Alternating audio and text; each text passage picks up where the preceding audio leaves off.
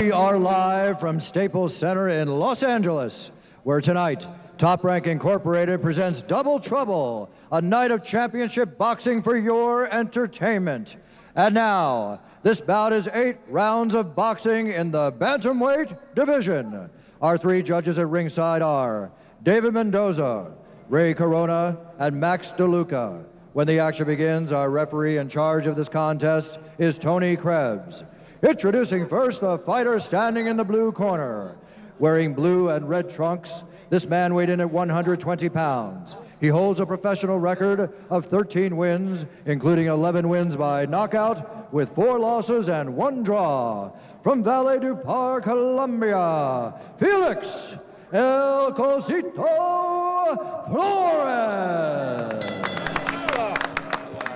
And now introducing his opponent standing in the red corner. Wearing black trunks, this man weighed in at 117 pounds. He holds a perfect professional record of 14 wins, including 11 wins by knockout with no losses.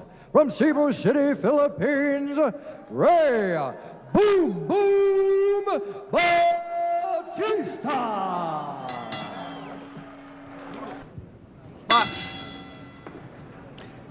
8 rounds of bantamweight action right here from Staples Center. Ray Boom Boom Bautista, he is in the black trunks, taking on Felix Flores from Colombia. And they tell me that every promoter there is trying to sign Boom Boom. We'll find out about him a little bit tonight. Rich Marotta, along with Mario Lopez tonight, having some fun here at L.A. And we're going to watch Boom Boom, see what he can do there. Well, one thing about him, Ray is very busy and he is very big for a bantamweight. So that size works to his advantage, no question about it. Both these guys are heavy-handed, but Bautista is a guy, as Freddie Roach, his trainer, told me, he tries to knock you out with every punch. He's looking for it. And you know, Rich, I got to tell you, he's one of the few Filipino fighters who is not a southpaw. It seems like all the fighters coming out of the Philippines are southpaws. He's just 19 years old. Flores, he's in there with us, 31 years old. A record of 13-4-1 with 11 knockouts. So Flores apparently has some power of his own. 11 of the 14 wins for Bautista have been by knockout. And it's going to be a busy night for Freddie Roach, to say the least, Staples Center. Yes, he is. This is the first of 4 consecutive fights that he has with fighters. I don't even think Freddie's going to go back to the locker room between fights, which is, of course, something, it sounds kind of funny, but it's something that he likes to do, of course, be with his fighter before the fight in the locker room. Of course. And those last few moments, walk out with his fighter, but I don't know if he's even going to be able to do that tonight. And it seems a bit surreal for me because, as you guys know, I train at Freddie Roach's Wildcard Gym. It's all my stablemate, so trying to remain not biased will be difficult. Well, at least you know a lot about these guys. You see them in there all the time. And this is a very cautious first round from Bautista. Making sure he doesn't do anything foolish. Actually, it's been Flores who's been trying to get off first.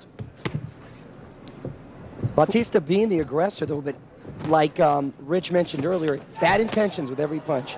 Nice stiff jab. That was a nice left hand that got in, and that right hand was quick and effective. Flores seems to feel the punches of Bautista. That last one, he backed away very quickly. He's fluid in there, Bautista. Looks like he's a good athlete. Gets around the ring pretty well. Looks like good defense, too. Scheduled for 8. Box out. Your referee is Tony Krebs. You know, Freddie, for being such a relaxed guy in the corner and such a calming voice, runs a really intense camp in the gym and doesn't believe in going outside the camps. Likes to stay at home there in Hollywood. Final seconds of round 1. Fairly cautious first round between the two. Now we have the red light feature in the corners tonight, guys, for the final 10 seconds of the round. If folks see those red lights come on, then you know we're down to the final 10 seconds. There's Freddie. Mira, tienes que tratar con un single punch. Ya, al frente, mete izquierda abajo y te queda con el gancho arriba. Y trabaja ya. No le des chance, te está tirando la mano derecha a él. No busques la mano derecha a él. Trabaja el pie por fuera para que pueda trabajar a la izquierda y te vayas siempre con 3 y 4 manos. Esa mano adelante está entrándole mucho a él, perfecto. No te tires para la mano derecha. Siempre a la distancia tú primero. Trabaja los golpes por dentro. Y en la corta trabaja, busca la quijada y busca aquí. Don't go to his right. Busca el ombligo. 3 manos. Pam, pam, pam, pum, pam. Y te metes y te cambia. ¿Está bien? 3 shots and then come across. That's right. He wants combinations, not just to peck at him with 1 or 2 punches. Round 2 scheduled for 8 from the Staples Center in Los Angeles. Ray Bautista, an up-and-comer undefeated fighter from the Philippines who trains here in Los Angeles at the Wild Card Gym in the black trunks, taking on the Colombian Felix Flores. And Ray hoping to become the next Manny Pacquiao idol in the Philippines, and now he's beginning to open up here in the second round. Took it easy in that first round, and let's see if Flores is actually trying to fight him. Whereas he was more intent on boxing in the first round, Flores decided when Ray opened up, I am too. And now Ray's sticking his chin out at him, saying, come on, hit me. Although Bautista's from the Philippines, he's from a different area, from Cebu City. And did not have the tough background in terms of growing up that Manny Pacquiao had. You know, not too many people have, especially being from Mindanao and the Muslim influence and him being Catholic. It'd be a great movie, to tell you the truth. Speaking of movies, Manny is quite a movie icon over there now, and he's a matinee idol as well. That's right. Got a new movie coming out. He made sure that he plugged it at his press conference. Go see the movie. He's the Sylvester Stallone of the Philippines. Usually fighters are telling you to come and see their fight. He tells you to go see their movie. Round 2 scheduled for 8 here. These are bantamweights. And the favorite in this fight, Ray Bautista, beginning to open up, work the body a little bit now. Good idea. Try to slow down Felix a little bit. Try to take those legs away from him if he can, because we mentioned Flores gets around that ring pretty well, and he uses his legs in there. That was a nice left hook by Flores. You know, both these guys are built like rocks and probably can go all night at this pace, so I'm surprised that Bautista is fighting such a disciplined fight. And Flores is proving to be a competitive opponent for him here this evening. No patsy put in the ring with Bautista tonight. He's a fine counterpuncher. Good counterpuncher. I noticed that in the first round also, like Mario was talking about. He's in great shape. And now he's working left-handed. Unless I missed it, he started right-handed, didn't he? I don't know. Yes, I didn't remember him being a southpaw. First time seeing this guy. But cutting off the ring is Bautista. He got hit there. A little right hand snuck in. Just starting to heat up pretty good. The good counterpunching, as you mentioned, Rich. Now it's getting down to that level. Here we go. Bautista digging in. Although Flores has a fine knockout record, 11 knockouts in his 13 wins, he does not, as we just see the two of them in there, appear as heavy-handed as Bautista is. Each man carries 11 KOs in it. Good left. Oh, he's wobbly. It seemed like that one caught him on the side of the head. Yeah, Flores is in trouble. He's going to get the bell, though, and bail him out. Yep. There it is. Ooh, that was a sneaky. He must have some heavy hands, Bautista. And you know, both those guys' defense, they're holding their hands up high, but Bautista seems to now be able to counter with his left hook behind the ear. See what we can hear, or hear what we can see. That's Bautista. Respira profundo, respira duro. Vamos, no fue nada. Vamos, que pasó nada. Vamos. Ya no pasó. Just tell him nothing happened. Nothing happened, right? Let's see what happened. Let's take a look at it, and you're going to see that's the left hook. It hit him on the side of the head, but as you can see, it took his legs away immediately. Freddie Roach now in the corner with Bautista.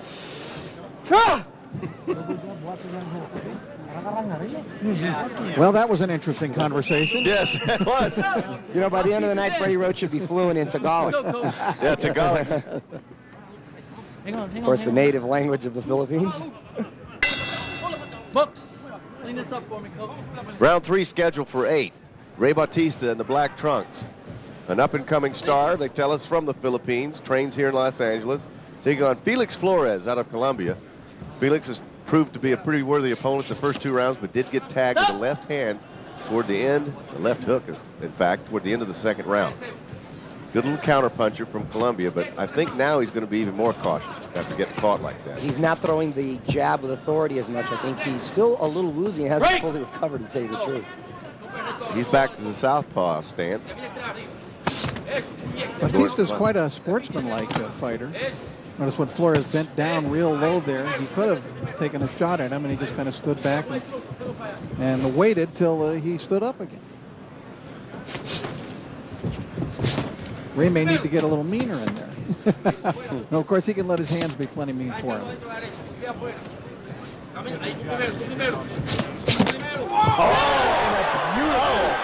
Beautiful shot right on the button. And it looked like Flores actually walked into that punch. And he is out of there. That is it. That's it. Oh. Referee holding him up now. That's a hard punch, guys. That was a hard, beautiful counter right hand.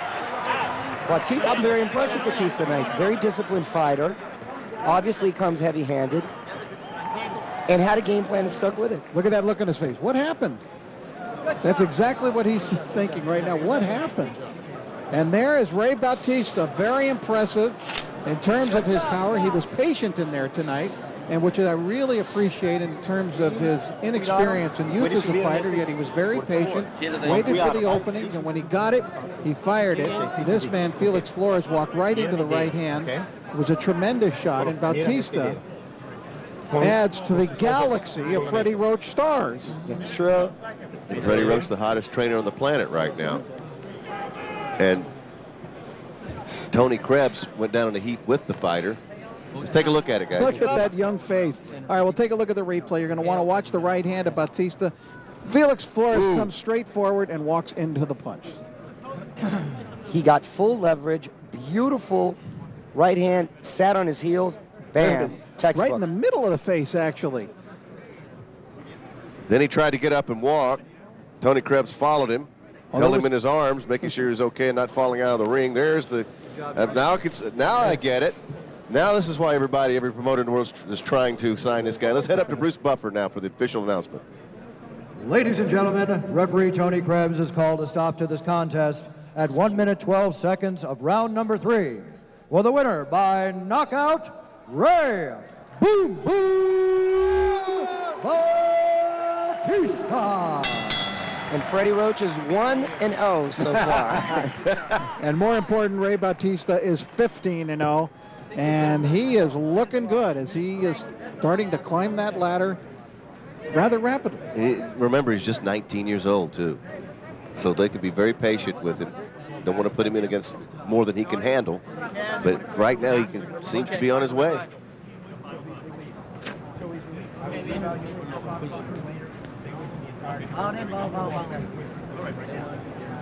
Well, you know what? These guys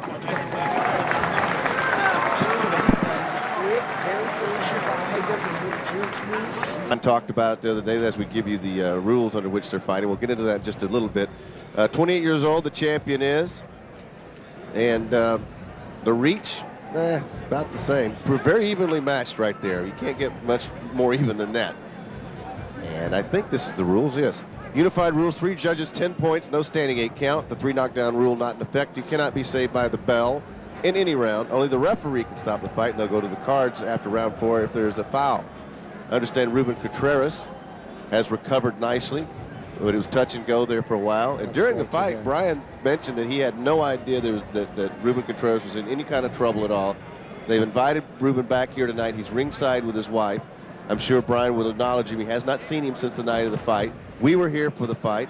We didn't really call the fight. We were watching the fight. And next thing I knew, there was an ambulance outside, and Contreras was fighting for his life. It's the last thing we want to see in boxing. No, there was nothing extraordinary about a beating or anything. And in fact, the referee or the doctor didn't stop the fight. Contreras himself apparently knew something was wrong. Turned away, and Viloria didn't even know what was going on, and he turned away and quit at that point, and then later on had a seizure, and ended up, actually, he was near death. And it was, as you said, touch and go, but he came out of it. He had emergency surgery, has made the recovery. And not only Brian Viloria, but the champion, Erik Ortiz, say they are both dedicating this fight tonight to Ruben Contreras. And it's great that Ruben can be here to witness it. Class act. And it really does affect, not to mention what it did to Contreras, but we've seen fighters that don't come back from that after they hurt somebody, because they're not in this business to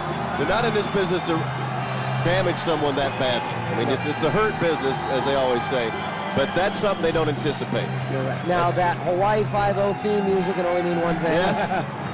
Brian Viloria winding his way into the ring. Here he comes. Also a U.S. Olympian. There he is with Ruben Contreras. There's Ruben Contreras right there, the fighter that he was in against with his wife. What a poignant moment this is. That's beautiful. Love to see that. Oh. That brings tears to your eyes. Yes. You know, it's so wonderful that Ruben made it back, and you never know how a fighter is going to be affected by that, the one who inflicts the damage. Gabriel Ruelas, for example, When he fought Jimmy after Garcia. he fought Jimmy Garcia, Gabriel simply, although he went back into the ring, he was never the same. He just basically couldn't fight anymore. He said he saw ghosts. He was all the time getting visions of the man. There's Ruben Contreras, bless him. Ray Boom Boom Mancini So had a glad he's similar okay. effect. So much help from people helping him pay his bills when he was in the hospital. Really, people really reaching out to him. Including promoter Bob Arum, who Bob Arum paid the bills.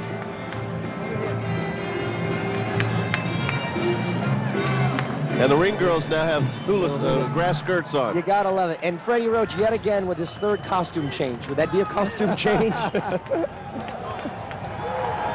Freddie Roach having a good night so far, but his main guy's yet to come. And this one especially has a tough assignment in front of him. Yes, he does. It is a very good champion. Coming into the ring now, it's Erik Ortiz out of Mexico City, and he'll have support here too. Well, he won the title just this year in March in Mexico City to beat Jose Antonio Aguirre, who was 33-2-1 at the time. Erik got cut in that fight by an accidental headbutt in the third round. Aguirre was penalized for the foul.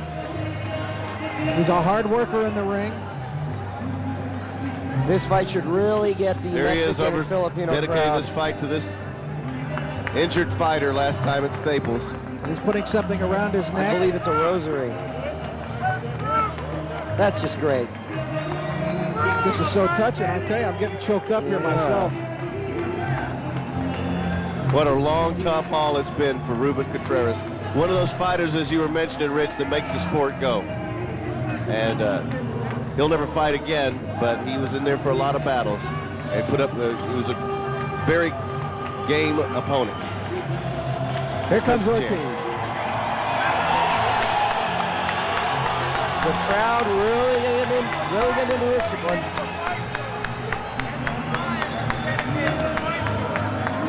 Nine-year pro, the light flyweight world title.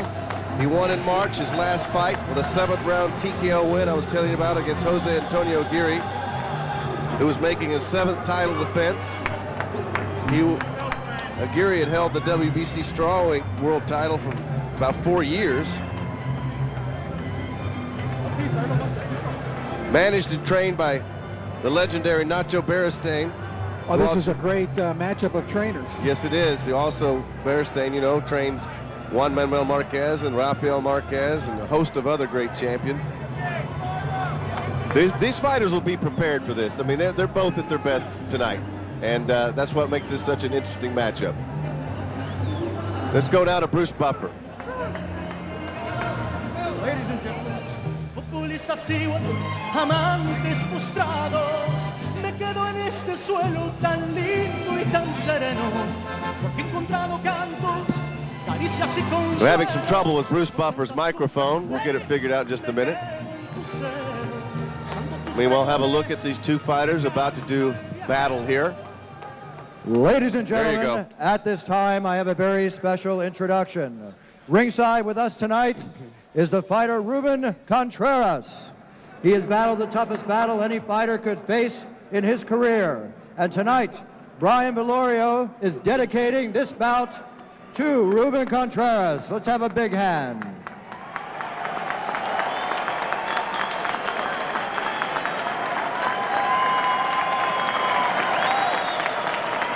Great smile. And now, this fight is 12 rounds of boxing for the WBC Junior Flyweight Championship of the World. Our three judges at ringside are Caseo Abe, Marty Denkin, and Chuck Hassett. And when the action begins, our referee in charge of this contest is Raul Caiz Jr. Introducing first, the challenger standing in the blue corner. Wearing gold trunks with green trim, this man weighed in at 108 pounds. He holds a perfect professional record of 17 wins with 11 wins by knockout and no losses. From Waipahu, Hawaii, the Hawaiian Punch, Brian Viloria.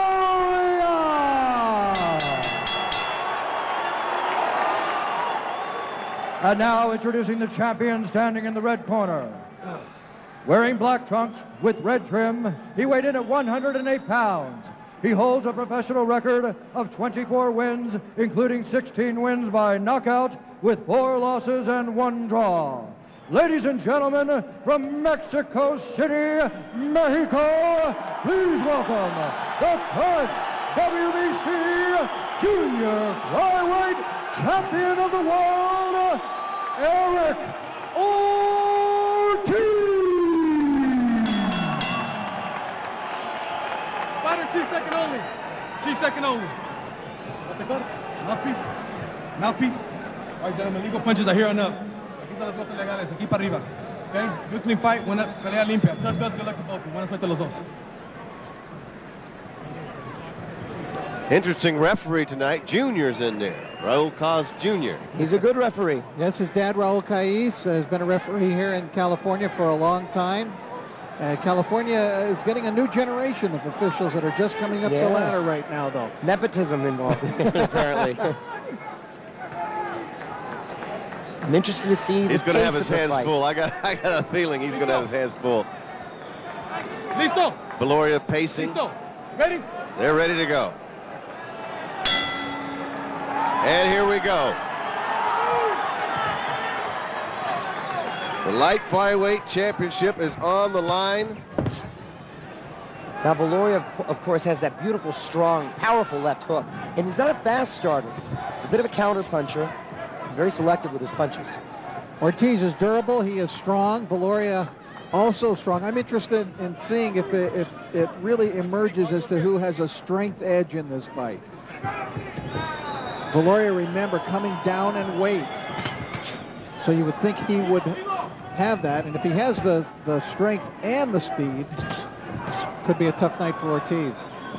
I watched Ortiz at the final press conference and heard some of the questions being asked through interpreters. He's very poised, very confident.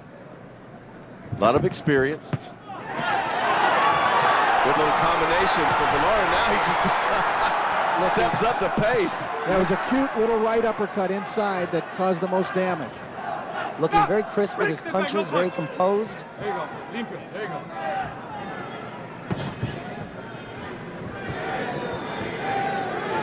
As Rich mentioned, an Olympian, lost in the second round of the champion from France, Raheem Asloum, in 2000. 4-year pro is Viloria. Proudly mentioned at all the press conferences that both his parents are from the Philippines, although he was born in Hawaii. Started punching. Well, now the crowd is solidly behind the Mexican champion. Stop! The Hawaiian punch definitely gets a lot of Filipino love. Yeah, they've got the flags in here. The flags are waving. Yeah, this is an evenly split crowd for this fight. Early on, his training method is very interesting. He would punch banana trees to strengthen his hand, he said, starting at age 6. Some barbaric medieval sort of thing there. Well, Rocky, you know, punched the cowhide. Yeah. Slabs of meat. I did an amateur telecast in 1999 here in the United States, which was a USA versus Puerto Rico match, a team match. And we named as the fighter of the night. That night, Brian Viloria was on the American team. Oh. He was so impressive. And we named one fighter of the night from the United States and one from Puerto Rico. Viloria was the fighter of the night from the United States. Miguel Cotto, if you can believe it, was the fighter of the night from Puerto Rico. But the one thing I remembered about the fight was Viloria, after the fight was over and he won, did the hula in the ring. That's great. Yeah. He still does that. Good right hand, another right hand. Final seconds of round one. Viloria, no, down goes the champ. Down goes the champ is down. Cannot be saved by the bell, remember. In California, the beautiful counter right hand. He's got to beat the count. And he will not beat the count, and that is a first-round knockout by Brian Viloria. Oh, my goodness. What an impressive showing at 108 coming down. I was just settling in for a long night. You know, he was so composed, and he came in with his combination so crisp. He is the champion of the world. Even Freddie Roach can't believe it. He's gone back to the corner on his own, Freddie, with a huge smile on his face. With a first-round beautiful knockout. I don't think Viloria can believe it. No one saw that coming. We thought this was going to be the most competitive fight of the night, guys. That was the scuttlebutt beforehand, an evenly matched fight, and it was an even first round. But that was one scorching right hand. Good gosh. He's still down, folks. He's still down. Let's hope he's okay. It was a beautiful overhand right at the end of I believe a four-punch combination. Ortiz is stunned. He doesn't know what hit him. This is what hit him. The Hawaiian punch packs a lot of punch. Yes, he does. How about that? An American is world champion at 108 pounds. That is unbelievable. Great to hear. This kid is for real. The round was coming to an end. Just a few seconds. There it is, the right hand. Ortiz never saw it. Never saw it. He was out. He made a gallant effort to get up. Look, he's doing the hula now. There goes the hula. It's the second right hand. Yeah, he staggered him a little with that one, and Ortiz felt it, but he never saw this one. 3 right hands in a row connected, and it was the same sort of a right hook, overhand right sort of punch. Oh, the crowd is just seeing it on the monitor up ahead, and they just, every time they were acting the same. Oh, here it is. Never saw it. No controversy here, Look at guys. his leg fold completely underneath him.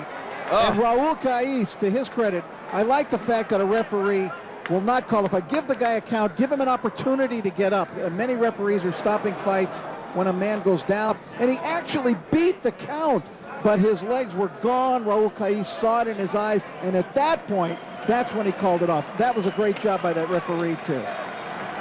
A first round knockout, Bruce Buffer with the announcement.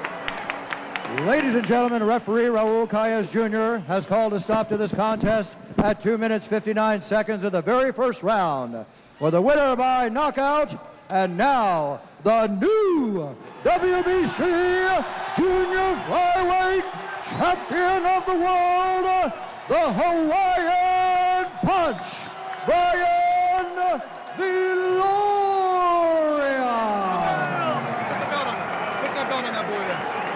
That took a lot less time than I thought, Rich Marotta. I thought it was going to take 12 rounds. Mario's heading up to the ring. Many bouts this evening. That's Raheem, in case you haven't seen him before. There's Erik. Morales actually climbed up on that scale about 6 different times. And he'd get off, and they'd say, no, you didn't stay on there long enough. He'd get back on, and then he'd get back off. No, you didn't stay up there long enough. He'd get back on. And finally, they said he was a pound over. And the contracted weight was actually 134. He was at 135. And then the manager of Raheem said, don't worry about it. Let's just fight. And so that was good. You didn't need anything added to it. It's a good enough fight on its own. Raheem, we should talk about is he's ranked in the top 10 by all the organizations at 130 pounds. As you take a look at the, once again, ABC rules. Same rules we've had all night. They go to the scorecards after that 4th round. You don't want any accidental headbutts or cuts or anything like that to give you a no contest when you come this far and train this hard, especially if you're Raheem. You know, you mentioned that pound really doesn't make that much of a difference, but I remember a few years back when in a non-title fight. Well, right. But in a title fight, he's losing that pound. No, he's losing that pound. Right. I remember Ray Leonard at one point, I believe it was one of the fights against Tommy Hearns, almost refused to fight him. He was over by like a half a pound or less than half a pound. And It really doesn't make. I guess you want all the edge you can walking into that ring. Well, he knew that Hearns would come in way more than what he weighed in for. They may have just figured, let's not make Erik mad. Let's if he's in kind of a a nice mood, doesn't think too much of us challenging him. Let's just keep him in that kind of mode. Rich, you were giving us a little more of Raheem's background so people know what kind of fighter he is before the rules came up. I had to show those. Well, he's good in terms of boxing ability. Now, he started off as a much younger, as a much lighter fighter. I mean, he hasn't been fighting at this weight. Although, if you take a look at his record, you'll see that in the last couple of years, the only time that he fought at less than 130 pounds, for example, was the one time when he took on Rocky Juarez. Yes. And they fought at 126, and he just received a terrible decision and really a really poor refereeing job that night. They deducted 3 points from him during the course of the fight, and the referee that night was constantly just obstructing the fight. It seemed really partisan. That was the perception that almost everybody got, and he certainly didn't get any favoritism that night. And he barely lost that fight still to Rocky Juarez. But other than that, he's fought most of his fights in the last 2-3 years at 130 or above. So he's not necessarily this little featherweight now who's stepping up to fight the big, strong Morales. No, he's a tough customer, and I think Morales is going to have his hands full. I still think he dictates the fight, and we'll see which Morales gets into the ring tonight. Where would Raheem be if he hadn't had the one loss? He'd probably still be here fighting Morales anyway, wouldn't he? Yeah, why not? And the interesting thing about Raheem is he comes out of the 1996 Olympic Games, and you take a look at some of the people that came out of the 96 Olympic Games. The only gold medal winner from that games was David Reed, and he's come and gone. That's right. Fernando Vargas has already won 2 championships, and perhaps there are people who feel he's on the way out, although he's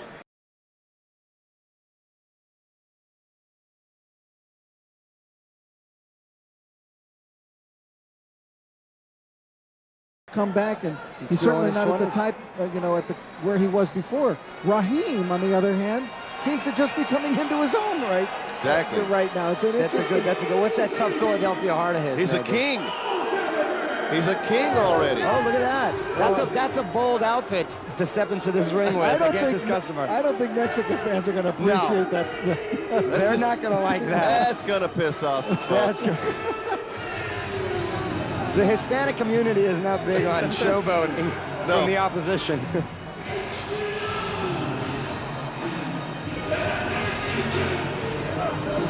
Well, maybe he's extremely confident, guys. He is the king.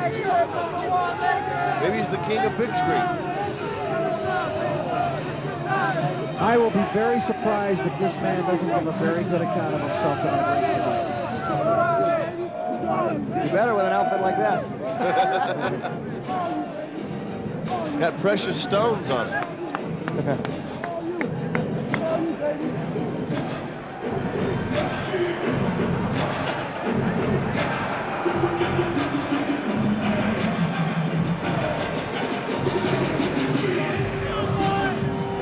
All hail the king. King Raheem. Doesn't sound like a lot of people have come to root for Zahir tonight. Didn't exactly make the impression that he thought it would. That was not a royal welcome. No.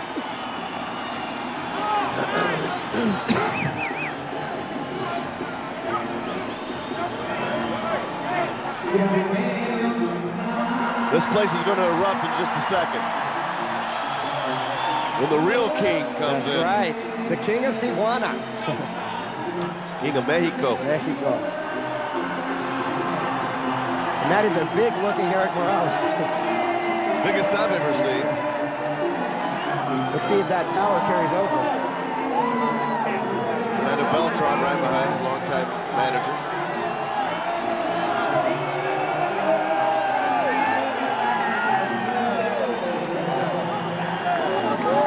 For the wars that Morales has been in, other than the nose, the face is pretty good, but you know, he just didn't get blessed with a good boxer's nose. No, he didn't. I've always been amazed at how good he is with that prominent nose.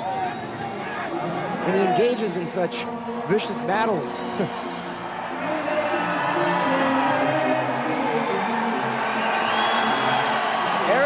Terrible Morales entering the ring before a hometown crowd, really.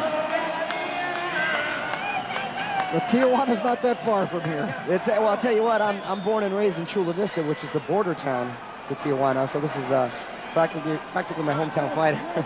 And the Tijuana fans have followed Erik everywhere. Wherever he fights, they show up. And he fought his first, I believe, 15, 16 fights in Tijuana. And they've certainly, and he lives there, and he's kept his roots, and they love him, and they go to Las Vegas or to Los Angeles and he's or from wherever. La Cahuila, one of the toughest areas in From Tijuana. Staples Center here in the City of Angels, Los Angeles, California, USA, Bob Arum's Top Rank Incorporated presents 12 rounds of boxing for the WBC International Lightweight Championship.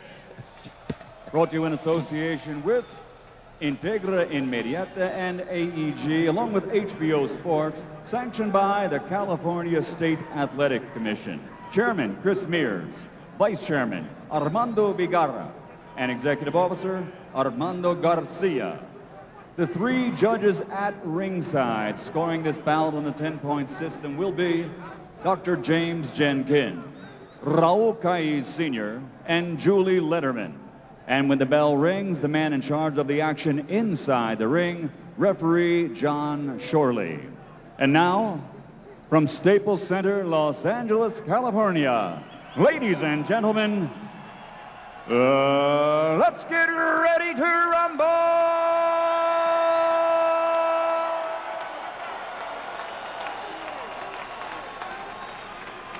Introducing first, fighting out of the red corner, wearing red, official weight 133 pounds, professional record 26 victories, including 16 knockouts with only one defeat.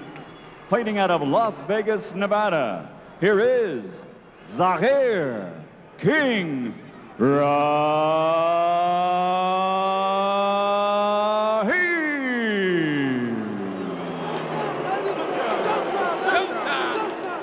And his opponent across the ring in the blue corner, wearing black, official weight 134.5 pounds. Professional record 48 victories, including 34 knockouts with only 2 defeats.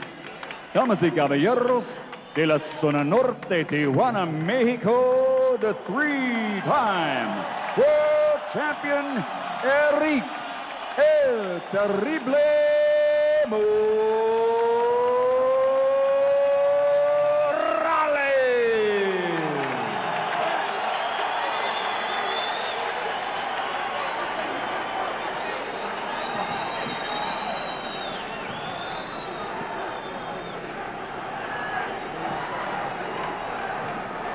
Guys, for the WBC title, give me a good, clean fight. Obey my commands and protect yourselves at all times. Touch gloves, good luck. Final instructions from John Shorley. 12-round schedule. Erik Morales for the first time fighting at 134, 135 pounds. Weigh in, as Rich was telling us. I never thought I'd see Erik Morales this big. No. To say the truth, following his career. I have seen some weigh-ins where Erik Morales looked like the Walking Dead on the day before at the weigh-in. That's true, because his walked height. up those steps, having dried out and starved himself to make weight. I'm sure he appreciates this kind of weight much better. Anybody would. And here we Scheduled go. for 12. Here we go.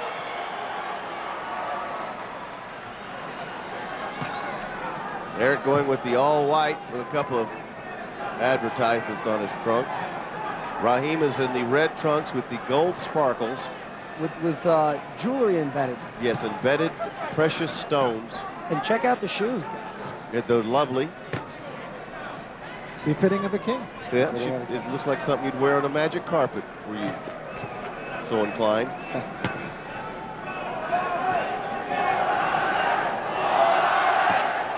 Erik Morales is always patient. 2 seasoned fighters. But you know, you get Erik riled up, you'll see some fireworks.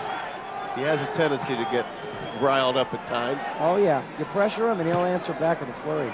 There you're seeing the good quick jab of Zahir Raheem, one of his main weapons. He depends on it a lot. He's a fine boxer, and for him, you see there, he doubles up on it, body and head. He'll throw it 2-3 times in a row. It's quick and it's stinging.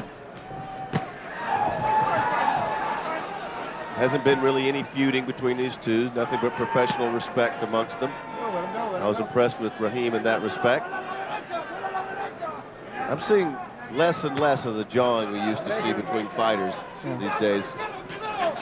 Except for Floyd Mayweather, that seems to be kind of course, James Toney always. James can't help himself. That's who he is. Raheem digging the left hand to the body there a little bit.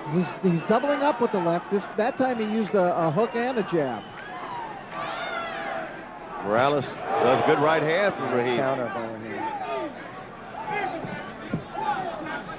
And the question will be, will Erik look a little slow at this weight?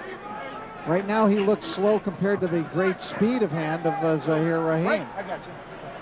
Now Erik will start doubling up on the jabs usually, and he loves to jab to the head, jab to the body, and come over with a right. But with a faster fighter, you wonder if he needs to pick it up earlier than he normally would. Hey, Raheem's got some pop with that right hand too. Well, let me tell you, he's major quick, man. He's slick. Erik mixing it up now, fresh and forward. But Raheem doesn't want to do that, or he shouldn't want to. And he shouldn't get lured into that. He's doing fine with what he's doing, which is jab and move. You know, Philadelphia fighters usually known for their toughness, but there's a lot of fast guys coming out of there. Mildred Taylor's got to be one of the fastest fighters I think I've seen.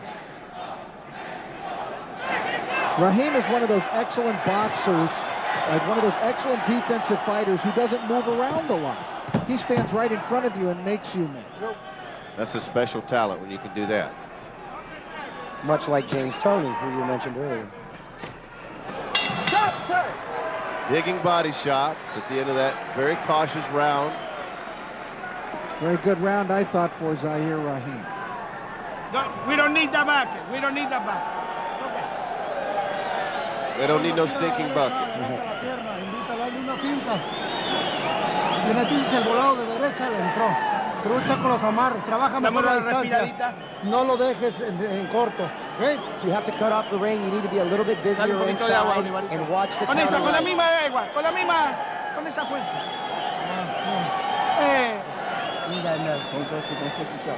Looking good. Relax, baby. Relax. I see you work hard for this. This is gone nice. I got it, baby. This is gone nice. You got that round. That was your round, baby. That jab. Move. Second up. Raheem feeling confident. He's got in the corner. He's got it, baby. There's no problem. What he doesn't want to do too much is stand in front of Morales and not do anything. And jab, maybe move off to the side a little bit, as he did right there. And again, he's got a great jab, and Morales is going to have to figure out how to deal with that jab. There it is. As you speak. Tripled up on it.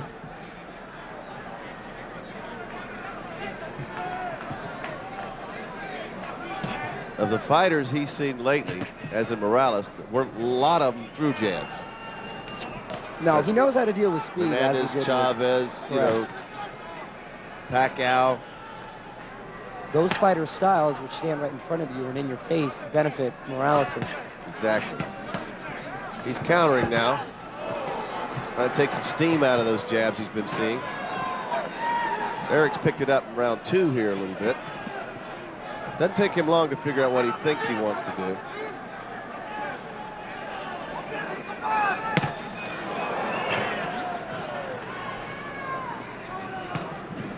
Raheem get down low.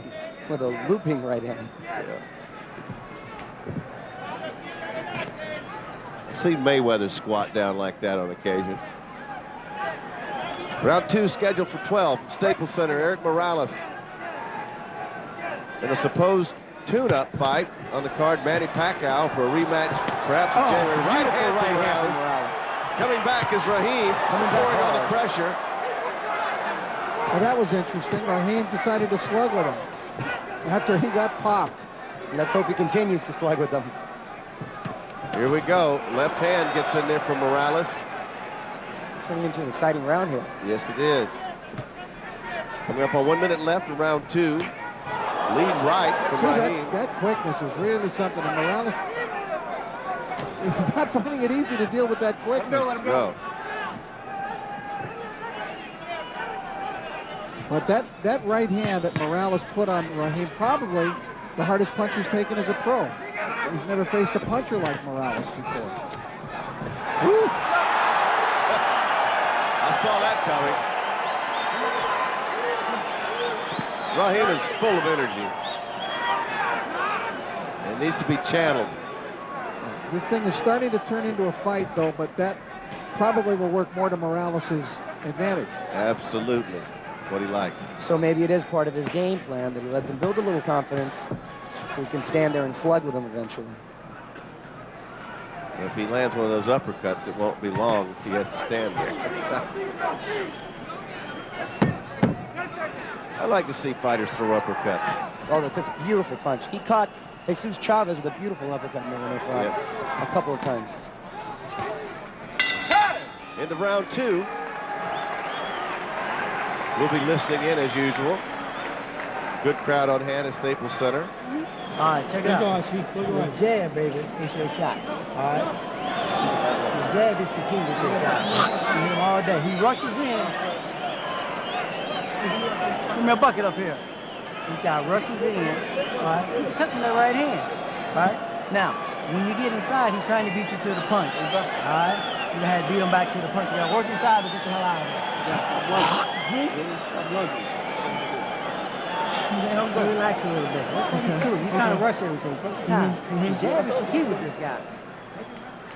I will take a look at the action from round number 2. Erik Morales, a much better round, and that was a really corking left hand that he threw. But there again, the speed of hand of Zahir Raheem allows him to throw right hand leads that Morales is not reacting to defensively. Could get interesting. Here we go, round 3. No real pattern has developed in what we're seeing here.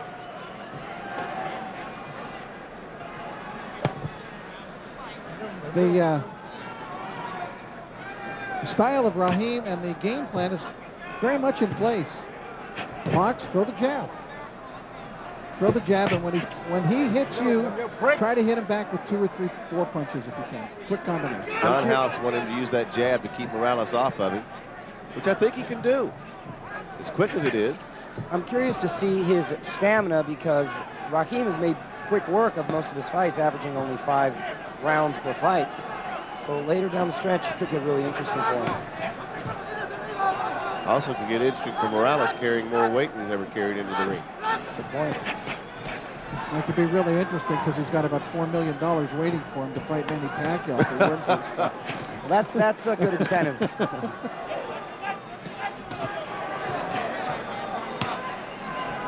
Right. Step back. One run.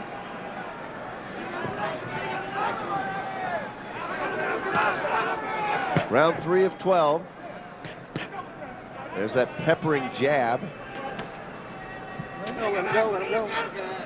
Sometimes you can see Morales working and working to find the range, and when he gets there, he gets comfortable and knows what he's doing. He's got as tough a chin as anybody in the business. Yes, he does. Raheem being successful with that right hand. And I'm wondering why he's not throwing it a little more often after his double jabs.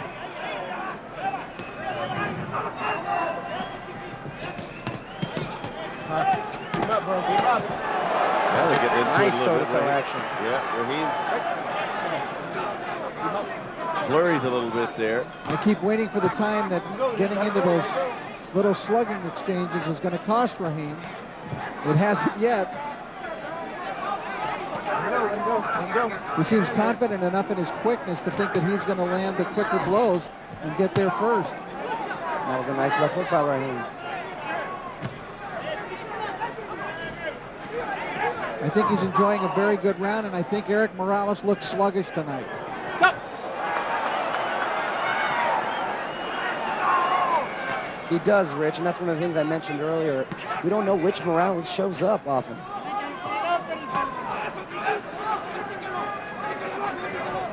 Trying to cut off the ring a little bit. Raheem dropping the left hand down and firing that jab from the hip almost.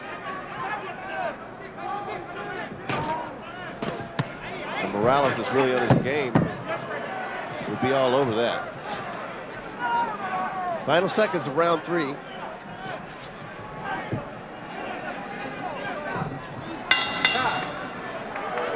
That's the kind of fight right there that Raheem wants. Yep. That round right there. He doesn't want an exciting fight. He wants these fans quiet like they were in that round. That does not bode well for Morales.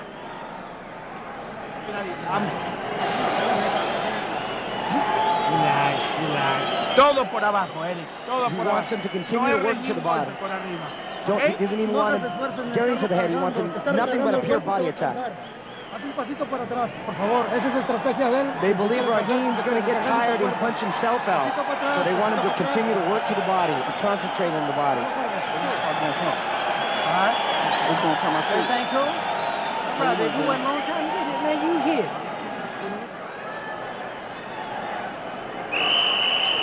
A lot of missing going on there. Seconds out. Raheem, a little flashier, though. A little flashier, but a lot more aggressive than I thought we'd see. As always, Jose Morales and his son's ear. Miguel Diaz speaking in that corner, too. Round 4, scheduled for 12. As we said, Raheem wants it nice and quiet in this building.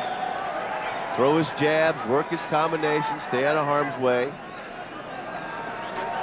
Now, Morales is voluntarily backing up here. So he's looking to try to get Raheem to come to him a little bit. And that is find not a mistake. typical Morales fight. Like, well, he just tagged him. See, Raheem started to pick it up there, and Morales tagged him with a nice little jab. But he's looking to lure him into a trap. Well, there's not a lot being done. No, because Raheem's not cooperating with his plan. How dare he? Well, he tried cutting off the ring, and all he got was flurries out of Raheem and scoring points. That's what he wants. See, just like a cobra coming uncoiled. Come on in here. It's nice. There's that nice uppercut. He shook Raheem a little bit with that shot. Yep. Body shot. Well, seemed to wake up a little in this round. Whoa, there's the jab. He's got a jab. Raheem's got a nice one. Yeah, you can't be a boxer and just have a light jab. You know, he's not really known as a tremendous puncher, Raheem, so he's got to make that jab sting, and that's what it does. He's throwing him 2, 3, 4 at a time. That's right, he rarely throws just one. Left hand from Morales. And Morales, such a savvy veteran, it'll take a few rounds, but he usually figures most of his fighters out and is able to counter effectively. Well, he finds out how effective their punching is, what to be wary of. And he may well do it, but if this is looking like this in round 7 or 8, then you're going to have a lot of Mexican fans very, very worried here at Staples Center. Yeah, but just switch quickly to plan B.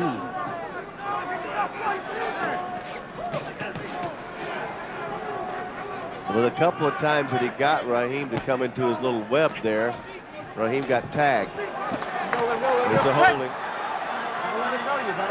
Morales not pressuring him and going to the body the way his corner wanted to. His corner wanted him to focus entirely on Raheem's body.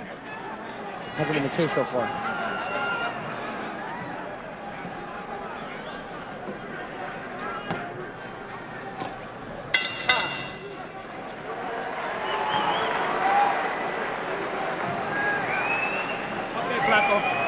Respirando duro. Vamos. Take deep breaths, Eric. Take deep breaths. Respirando duro. Respirando duro, hijo. Vamos, vamos. Dame una respiradita, vamos. Deep breaths. You're throwing really hard out there. Relax. Otro poquito de agua. A little more water for Eric, please. All right, there Morales, a nice left hook, but there was the one, and I thought this shook Raheem a little bit. Was it enough to win the round, though? That's the question. Because the rest of the round, Raheem did very good work with his jab. I gave Raheem the round. There's the mother and brother of Erik Morales. Looking a little concerned. I don't know which way the judges went on that, with that one big shot of Morales or the more consistent work of Raheem in that round. It's been a difficult one to score. And that's the last place you really want to put your fate, is the hand of those judges. If you can take care of business in the ring, it's better. Because Morales twice in his career has only 2 losses. Very bitter, disputed losses to Barrera. Not liking what the judges decided. Round 5. Raheem looking pretty good coming out here with his quickness. I'll tell you what, Raheem was prepared and came to fight. This is, oh, well, they said it in his corner. We waited a long time. This is it for him. This is the moment. Beautiful right counter by Raheem. A tremendous shot, and Morales cooperated by walking into it.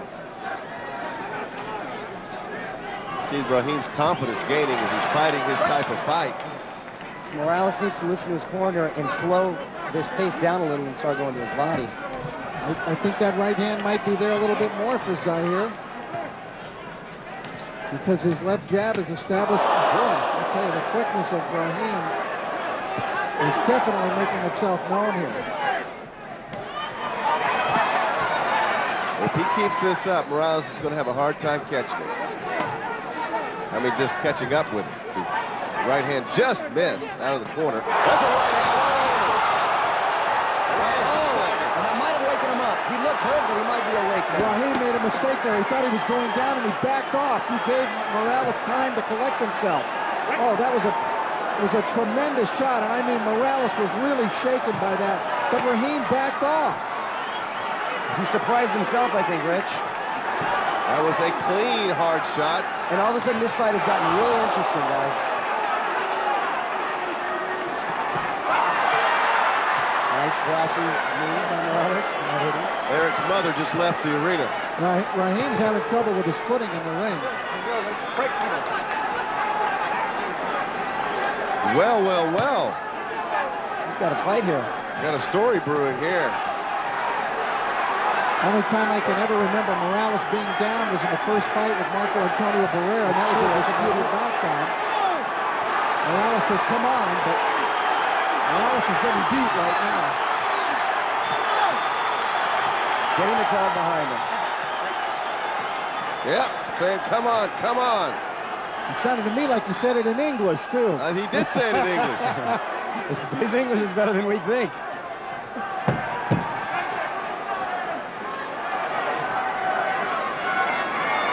Raheem should just keep doing what he's been doing.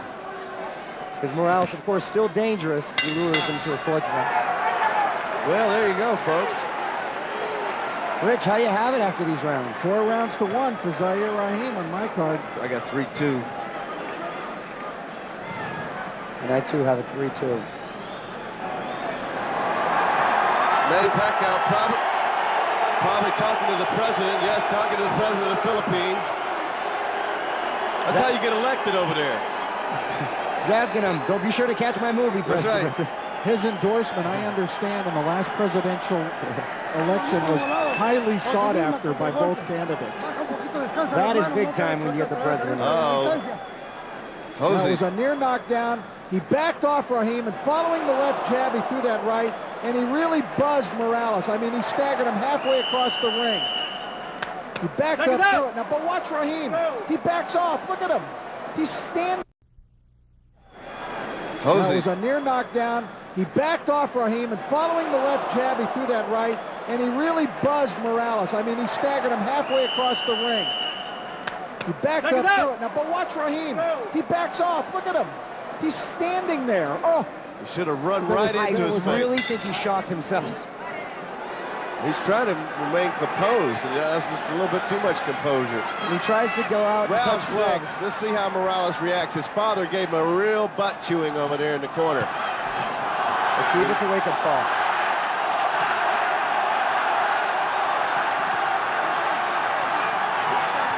He's going to have to just try to cut off the ring, I guess. He's giving away that come-to-me stance. And he's come to fight here. Again, whatever shoes that Raheem has on are just not working for him in the ring there. Well, that's a shame if it comes down to something like that. Maybe he's got sequins on the bottom Maybe of his he did. shoes. Put some precious stones in the bottom of his shoes. No push, no push. Because that's the third time he's nearly, that he has slipped in the ring. And if he has a punch connected while he slips, that will count as a knockdown. I don't think he's doing the smart thing here in round 6. Just got caught. He's saying he slipped again. He's trying to tell that to all the judges, etc., and everybody at ringside. I didn't buy it. Morales picking up the intensity. Well, you know what? And fighting inside more. Yeah, but see what Raheem got confidence because he landed that shot. And now he's doing what he really shouldn't do, which is stand there and brawl. Yeah. He should take rounds from this guy. What he needs to do is put in a quick call to Billy Conn in heaven. Yeah. That's long distance. And have Billy tell him about what happened in the Joe Louis fight. That's true. Pretty good shot, that left hand, so much quick. So he's gotten confidence. That's what happens to you. And then you think. Well, confidence is one thing. He needs it. But cockiness in there against Morales can kill you. Oh, good right hand. 2 good right hands. Look at that. There's something wrong in there. His shoes are just no good. They're not dealing with the ring moisture. There's a lot of writing in the ring, and when it gets wet, it gets slippery. That's a hell of a thing to have to deal with right in the middle of a fight. You know, because you don't want to think about that during the fight. You know, you've got one of the greatest champions in boxing history in front of you. And I'll tell you what, whether you're slipping because of your shoes or whatever the fact may be, the fact that you're touching the canvas, it does something to your psyche. And we've got a fight outside the ring. That's okay. This is a good enough one inside the ring. I'll never understand why somebody will pay $300 and then watch some 2 drunks fight up in the stands, you know, instead of 2 champions. Good combinations there. Morales redeeming himself a little in this round. Yes, he is. He's getting what he wants out of the guy. That's what I'm trying to say. That was a solid round for Erik Morales.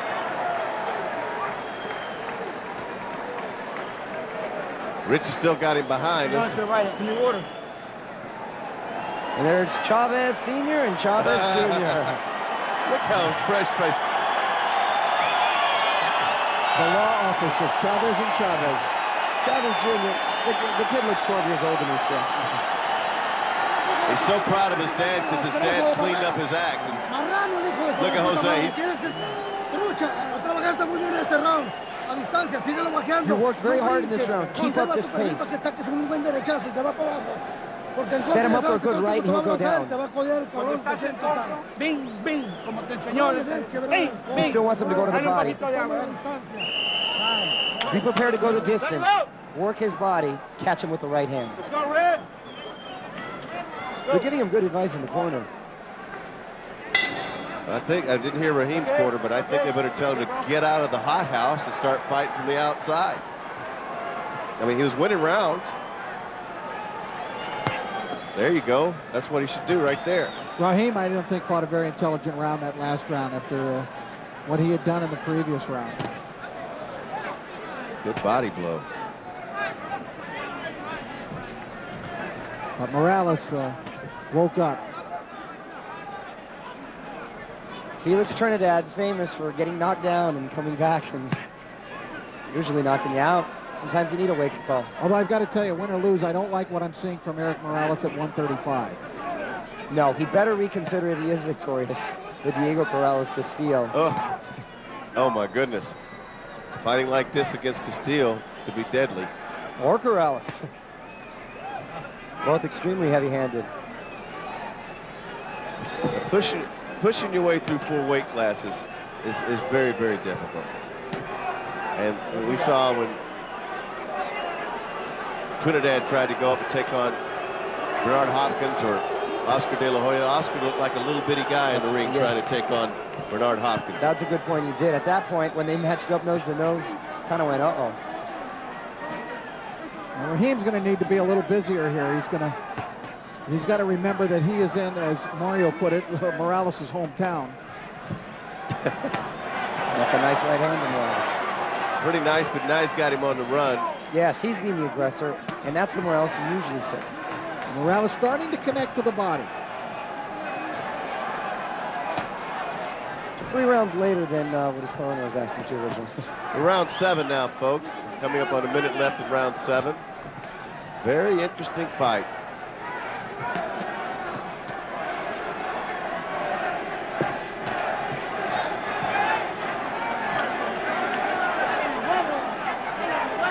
You know, Morales fights such quality opposition pretty much every time out. So if you're going to have your off nights, but unfortunately, if you have a setback, it deters you from a huge mega bout.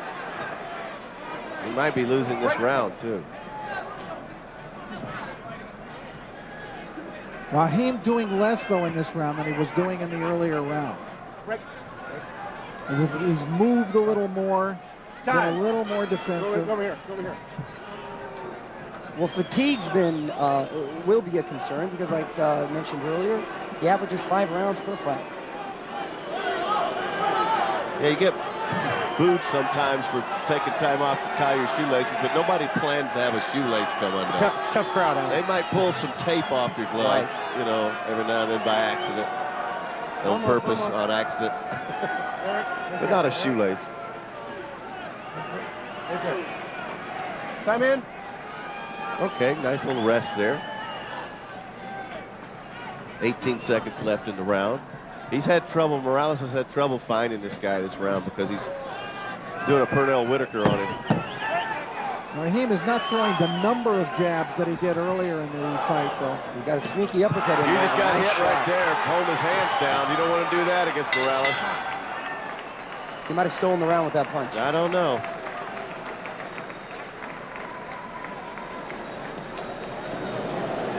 I really don't know. Good round, Erik. Respirando duro, hijo. Respirando duro. Vamos. You're waiting too much, Erik. Respirando duro. Si te arrimas, ya sabes, todo el tiempo lo que esperan son codazos y cabezazos. Igual When que you're los getting pinches really marranos. close, you have to watch the Lucha, head, no hay but you referee. watch his right Tú hand. también, no te debes dejar. No crees que le favorece mucho. You can't just wait and wait to counter. You have to be the aggressive one. Entra tirando, ¿ok? Entra tirando. Go inside Respira duro, throwing. vale, Go inside throwing punches. And take a look at this, setting him up with the jab and then following the jab. He tried to come in with the right hand. Raheem pretty much got away from that last follow-up shot. Well, we've moved right into round 8, fellas. This fight is flying by. Flying by and very close fight. And we'll see if Morales can get inside on this guy. And Raheem is, now he's coming out content to throw the jabs in the center of the ring. He was on his bicycle backwards last round. Right, and I think this is what he needs to do more. Remember, he was avoiding the punches of Morales, just standing in front of him. He didn't have to run all over the ring. He was standing and jabbing and interrupting the fluidity of Morales just with the jab. We've seen several different Raheems tonight, haven't we? It's a good point. And sometimes that's by design. Give him a little different look here and there. And sometimes you should pick a style and stick with it. He can do all kinds of different things. There's a right hand that worked. And that is what he should keep doing all night because he's been very effective with it since round 1. Yes, we saw it from the very opening minute of the fight, the quickness. We said it early, that Erik looked slow compared to Zahir Raheem. Raheem's having a good round 8 so far. Yeah, he's gotten back to fighting his fight in this round. Erik misses, and he lands a little short uppercut. It's when he doubles and triples up on that jab, I think, though, that Raheem is the most effective. He really has an educated left hand. Raheem taking command in this round. You're right, Richard. He seems to have gotten a second win. He's very aggressive coming this round. Nice body work by Raheem. Good jab from Morales. Big right, just missing. Morales needs to get busy in the last minute here because he's been outpointed in this round. A little low almost.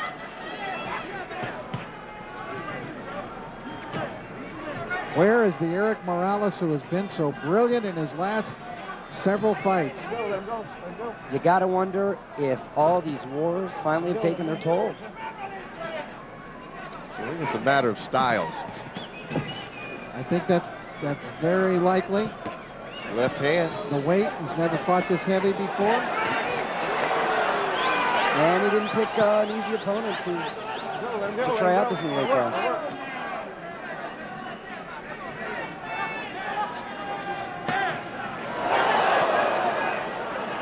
Big round for Raheem so far. Sure is. He's fought exactly the way he should fight. And Morales has got 15 seconds left to do something about it this round. Can't find him.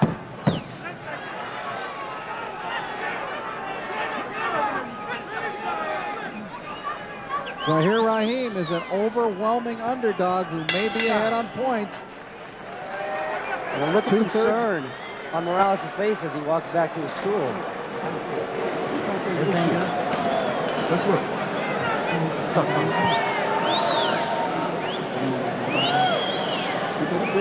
That's what I'm talking about, boy. Average guy. That's what I'm talking about. It's time to show up and show the fuck up, man. That's what I'm talking about. Round number 9, baby. You can pitch in a shutout. Like I said, I don't know what the hell they see, but I see you beating his ass. Now, you're going to have to stay on your jabs. You're going to stay in control.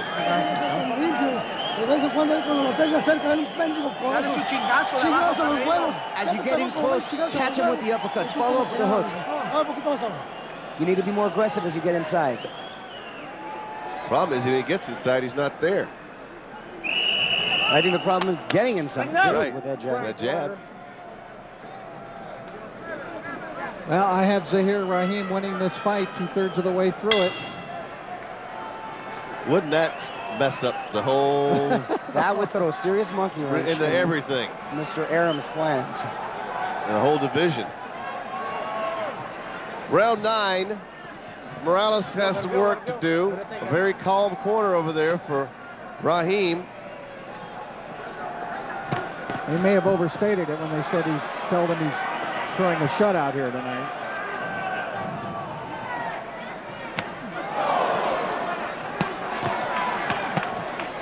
Raheem is some effective body punching. We're seeing the whole Raheem arsenal. Yep. Morales is trying to get to him right now. He's walking to him very quickly through a good right hand to the body. Erik is coming faster now. He may sense what we sense, is that he's behind on points.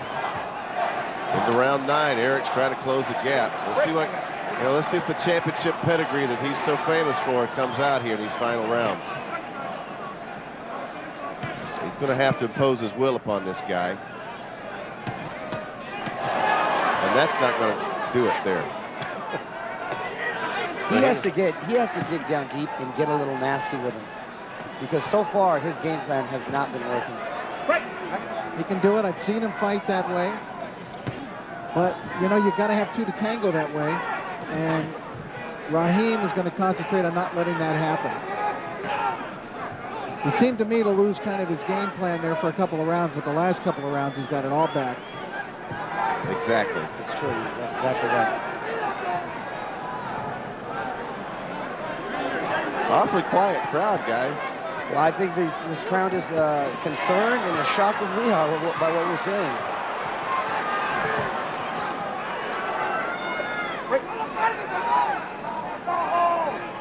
Zahir Raheem has successfully done what very few opponents of Erik Morales have ever done, and that's take the crowd out of it. And for the first 9 rounds, outboxed Erik Morales.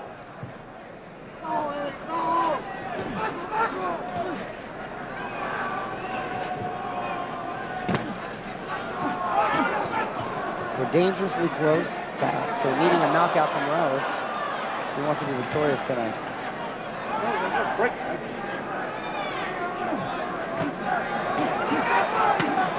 25 seconds left in the round.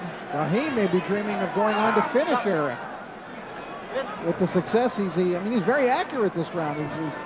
His punches are sharp and they're landing. Why does he get away from the right hands?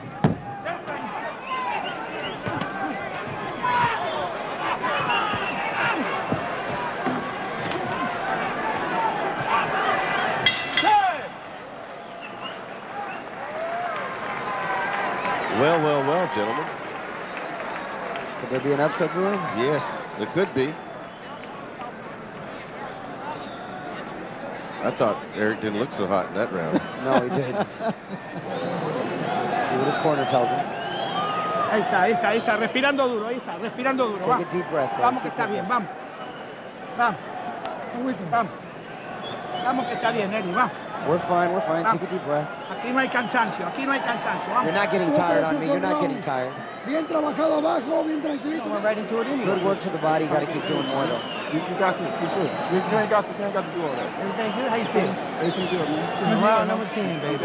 Round 10. Take your time. You ain't got to rush it, it's gonna come.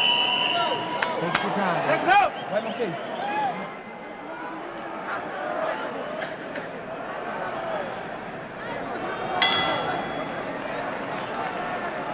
Round 10. Get down to serious business here.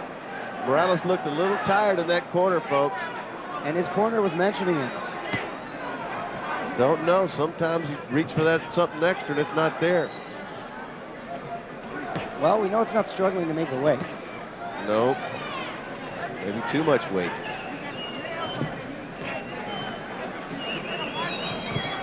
Has not looked like the Erik Morales we've come to know and love. I thought I could tell by the second round that he was sluggish here at 134. You're right, Rich. I think he's still capable of winning the fight, of pulling it out with a knockout. I mean, that's Erik Morales up there you're talking about.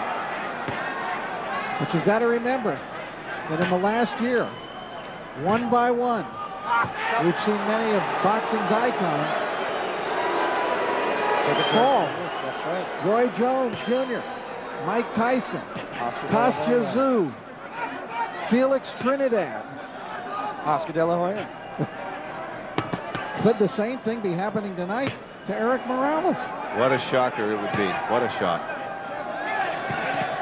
It's the year of the upset.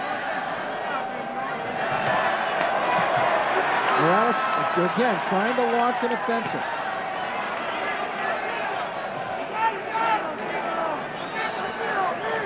If anybody could pull something out like this, you'd think he would be the guy. We've seen it before. Zahir Raheem came ready to fight tonight. Peppering him with the jab. That's about all he's thrown this whole round, too.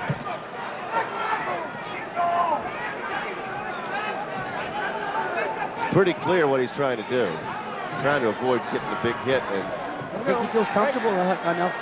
he might have it misread that he's way out front from his corner. Very bad for corners to say that, I think, to tell somebody you're pitching a shutout. No, I agree.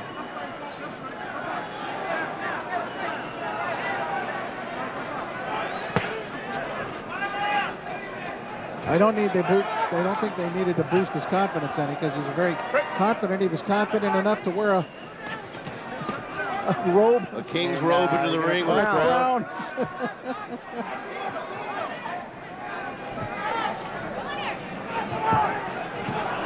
Good right hand nice from Morales. right hand from Morales.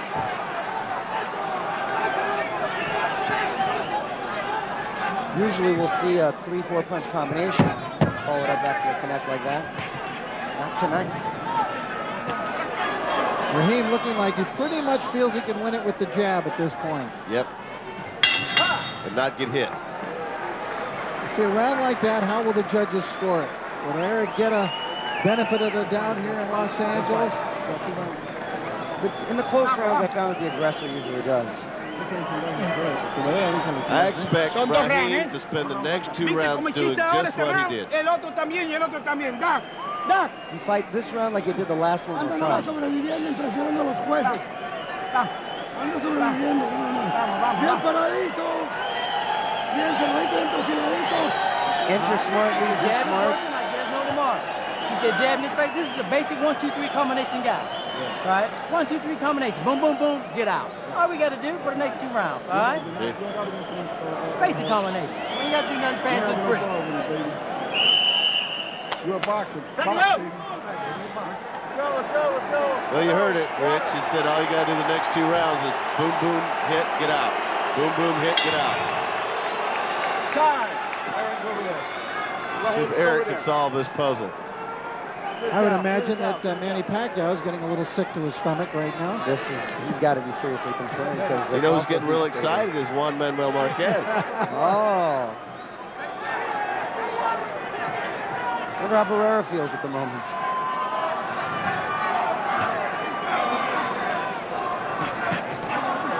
Jab, jab, jab. Erik, you got a jab too. That was a nice stiff jab he throws. He's going to turn this into a sparring session. That's what he's going to try to do. There's a nice work by Raheem. Jab and move to the side. Then he did it again. Jab, move to the other side.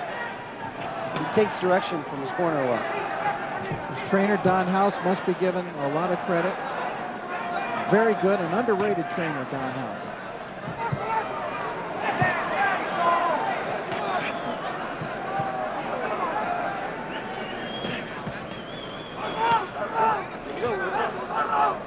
Round 11, if you can believe it. Although this is being met with fairly stony silence here at Staples Center in Los Angeles, except for that, I'd imagine there have been huge cheers in Philadelphia tonight. I like when Raheem tells him to come on and then he runs and pushes. Why doesn't Erik get dirty? Because sometimes you got to just get in there and claw. We know he's got it in him. He is not going to get a decision going backwards and dancing in this fight tonight. It may be incorrect, but he's not going to get it here in LA. That's my opinion.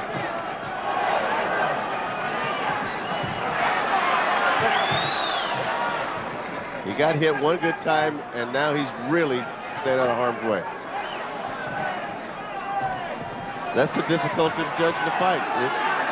This is much like De La Hoya when he took the last couple of rounds off because he felt he was ahead on the scorecards against Trinidad. Could we be seeing the same outcome? Well, regardless, I mean, this is the most ineffective I've ever seen Érik Morales lose, including his 2 losses.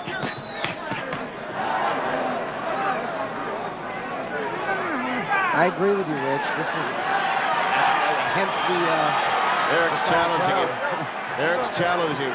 Look at him, he's throwing his glove out in front of him. Erik wants to launch that right hand so bad. And he snuck through with a hook.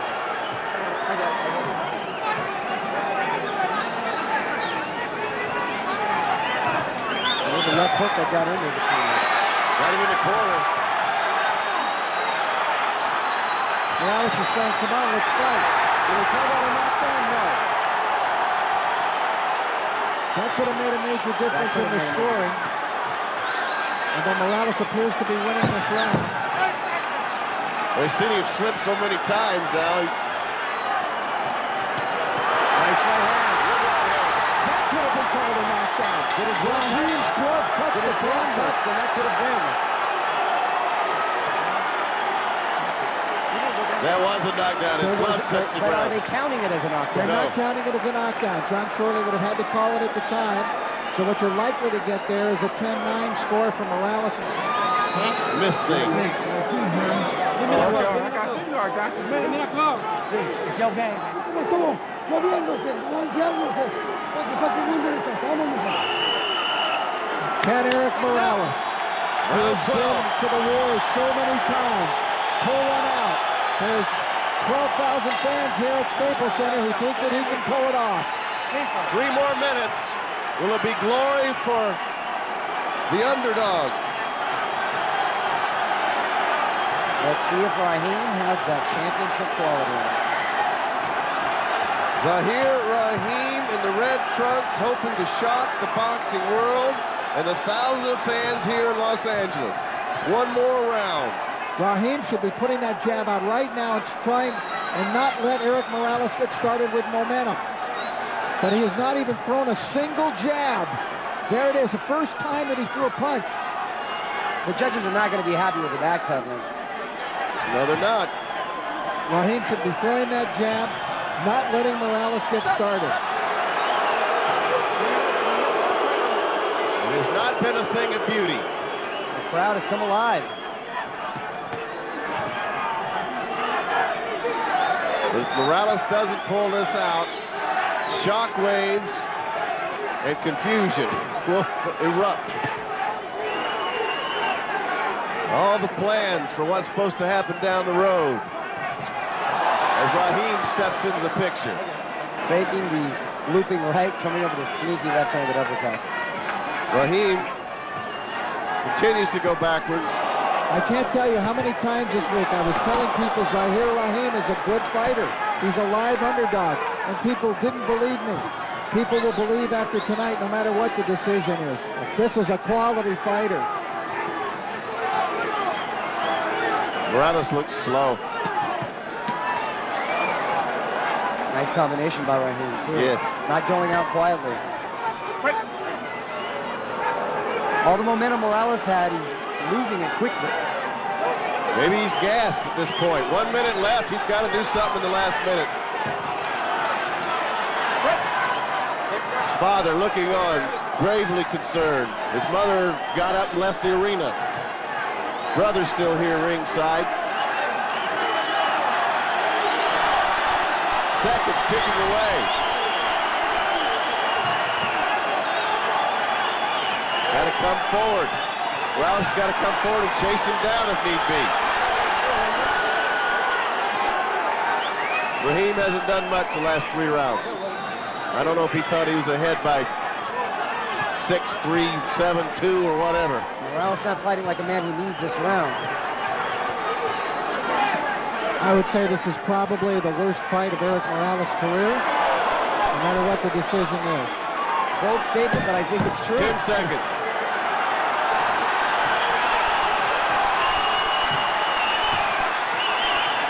That's an ugly round. Terribly disappointing 12th round. Ugly. Ugly round, ugly fight for the most part for Erik Morales. And Zahir Raheem feels he's pulled off the amazing underdog upset.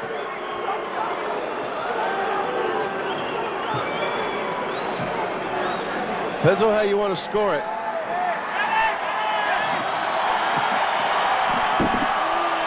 Al Stanky lifts up Morales and he's going to get carried around the arena.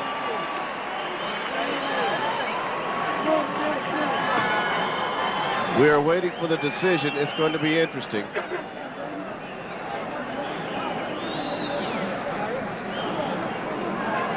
Rich, you're exactly right. Worst performance of his career, but sometimes it depends on who you're fighting.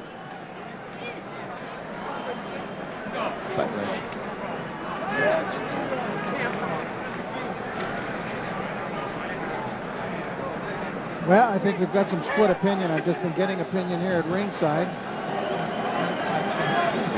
I told you it was going to be easy, man. Well, it's up to the judges. Zahir Raheem has put his crown back on.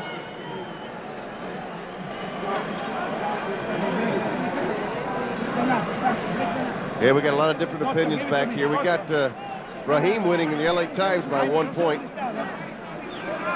And then I heard another writer saying, well, I think that he ran the last 3 rounds, so I have it going Morales. We will soon know.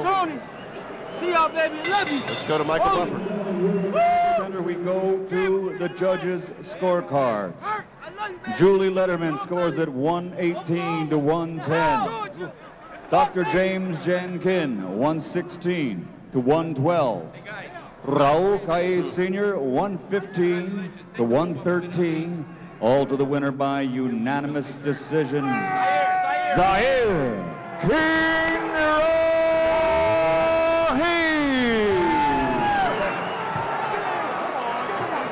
Oh, my goodness. Upset of biblical proportions here, folks. And it just hit Zahir Raheem. Look at that emotion.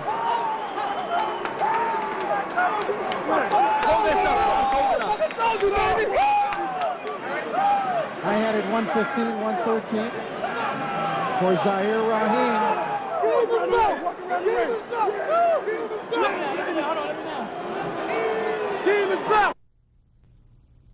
Former champion Raul Perez. And in his last fight, he had a very good win over Trinidad Mendoza, the NABF champion. So he's coming on all of a sudden, Hector Velasquez. At the age of 30, he's found his groove. 9-1-1 in the last 11. And he seems very relaxed, chewing gum, I believe, entering the ring. You got to have some chewing gum to relax you, Mario. Get the jaw going.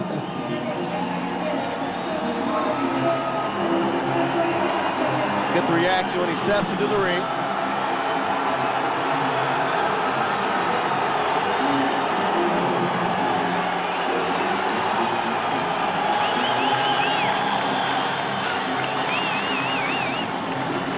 A lot of support here in LA.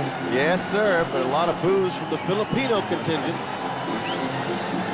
By now, I think Freddie's probably put the pads down. And you notice, guys, when we did the last fight with Pacquiao and Morales, both the Hispanic fans and the Filipino fans, both great fight fans, and there was no scuffles in the ring. They both respected the fighters. Here comes the idol of the Philippines.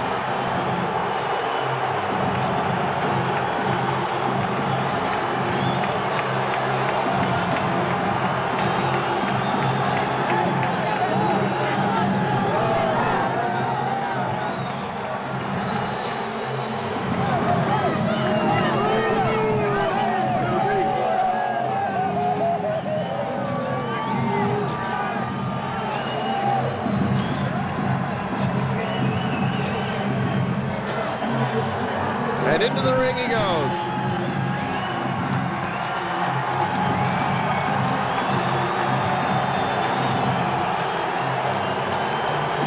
Manny's usually all smiles. He's got that great smile. Looks extremely focused, determined tonight. A lot riding in here for him not to slip up against a tough opponent. And we all know what happens when you look past an opponent sometimes. It's always a deadly trap. Let's send it up to Michael Buffer now for the introductions from Staples Center. Ladies and gentlemen, good evening and welcome to Staples Center, Los Angeles, California, USA, where tonight Bob Arum's Top Rank Incorporated is proud to present Double Trouble, an evening of professional boxing for your entertainment.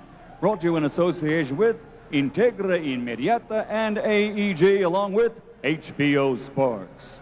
All bouts sanctioned by the California State Athletic Commission. At ringside, the three judges scoring this first contest: Steve English, Alejandro Rochin, and Marty Salmon. And when the bell rings, the man inside the ring in charge of the action, referee Dr. Lou Moret.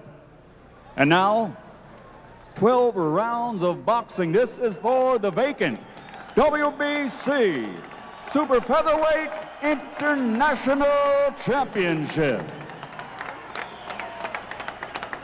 Introducing first, fighting out of the blue corner, wearing white trimmed with green, official weight 130 pounds. Professional record 42 victories, including 31 knockouts, 10 defeats, 2 draws, and 1 no contest. Damas y caballeros de Tijuana, Mexico, Hector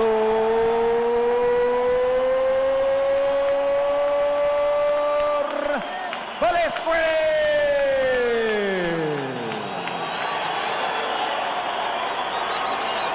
And his opponent across the ring, fighting out of the red corner, wearing red. Official weight, the same as his opponent, 130 pounds. Professional record, 39 victories, including 30 knockouts, with 3 defeats and 2 bouts even. From General Santos City, Philippines, the 3-time world champion, Manny Pacquiao.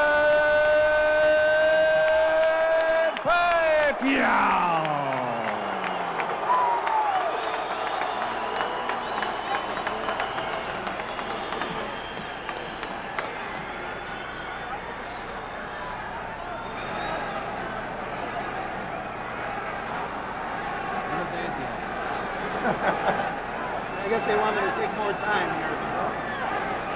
Okay. Right here is okay. Hold your heads. Give me instruction in the dressing room. Shake hands and await the bell. Good luck. Good luck. Final instructions from our referee, Dr. Lou Moret. What a great story Manny Pacquiao's life has been, from abject poverty in the Philippines. As a young boy, he lived in the mountains up until he was around 12, worked a vegetable farm selling cigarettes in the streets of Manila. Ready? And he was taken in by a military man, a former military man named Ernie, who's now one of his bodyguards. Basically, Manny and his brother were living in a cardboard box. Rich, and look at him now. That is truly the rags to riches story. And Pacquiao, on top of everything, as he digs the first left hook to the body. He's a great guy to be around, a lot of fun to be around. Just a charming personality. Learning to speak more English. Yes, he is, and he's doing quite well. He spoke English at the press conference. Oh, you know what he said? His first words at the press conference in English? He looked out across the crowd. He said, "Have a nice day." And then let me plug my movie. Yeah, let me plug my movie. Velasquez is going to press. You can count on that throughout this entire fight. Well, he's durable and tough. He's an aggressive fighter, and he's actually moving Pacquiao back in the early going. But the one thing about Pacquiao, and many opponents find it surprising when they fight him, because they don't really realize how fast he hits with that straight left hand of his. And you're just looking at it right there. Manny has great speed of hand. Great speed, great power, and relentless. And he's one of the best conditioned athletes, I think, as far as the boxers are concerned. First round scheduled for 12. Both fighters in their history come out strong. The interesting thing about Pacquiao, as far as his condition goes, is he does not like to have a good time between fights.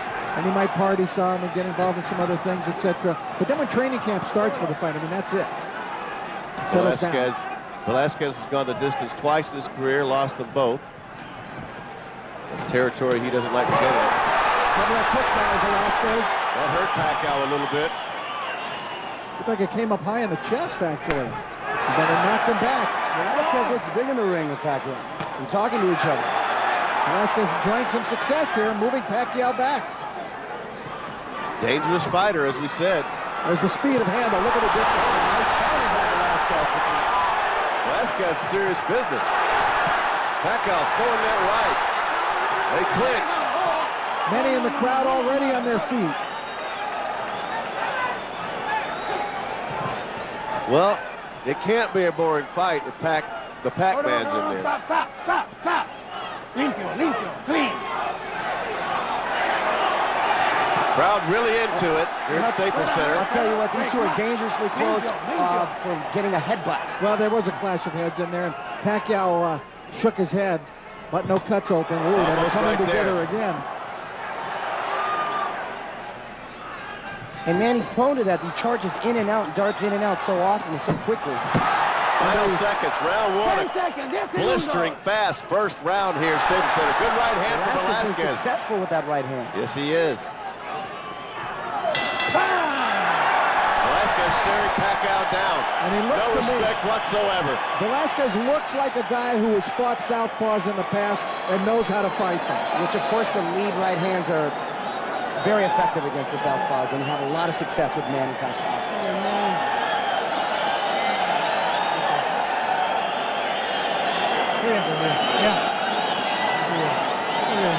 Now, don't wait on this guy so much. Don't let him be pushed. You be pushed to your jab, okay? Yeah. Right? You said now we need more head movement, okay? You gotta move your head more.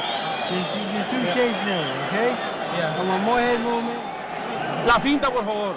¿Okay? Y muy vivo, los cambios de golpes, muy vivo. Tiene que ir adelante usted. Y tírele ya, y acóselo. Fuera! Mouthpiece in, seconds out. Take a look.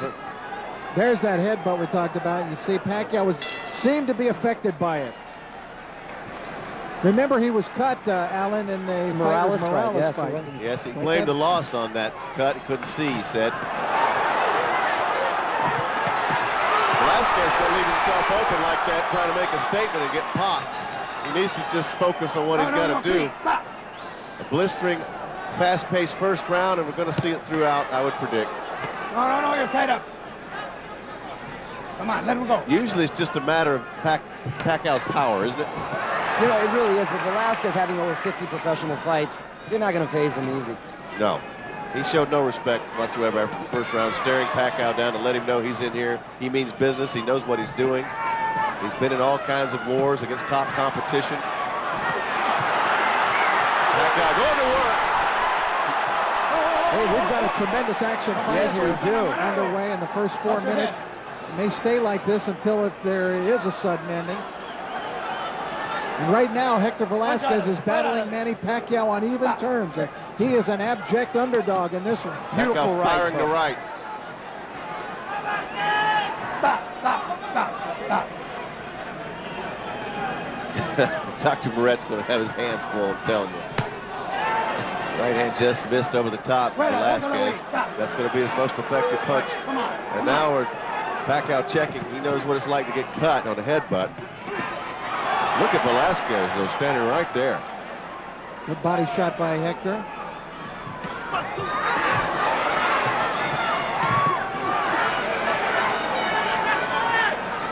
Pacquiao needs to punch in combinations.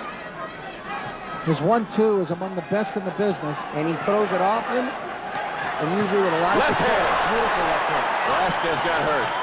Yeah, he felt that one right in the middle of his face. Right hand for Velasquez, but Pacquiao coming back. Manny zeroing in, trying to do some damage with the combinations. And taking some, too.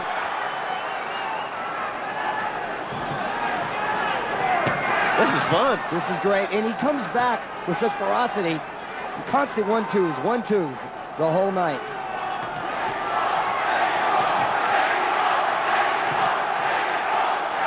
In fact, I believe that Pacquiao does throw the best 1-2 in boxing. It's that right jab followed by the straight left hand. It's what stunned Juan Manuel Marquez in the first round of their fight. Pacquiao backing off a second here, maybe to collect himself here and just to take a breath. 10 seconds, 10 segundos, 10 segundos. Well, here we go. There's an exchange. Oh, 3 minutes was not enough for them to fight that round. They wanted just a few seconds more. Great first couple of rounds. No peques. Acuérdate que los golpes de son veloces, no son duros, pero son veloces. No peques de prioridad. No saben ni pelear ese cabrón. Tú sabes mucho. He doesn't even know how to fight. You're a better fighter than him. No le eches a perder. Don't waste your chance. ¿Entendiste? Tú eres superior que él. Do you understand me?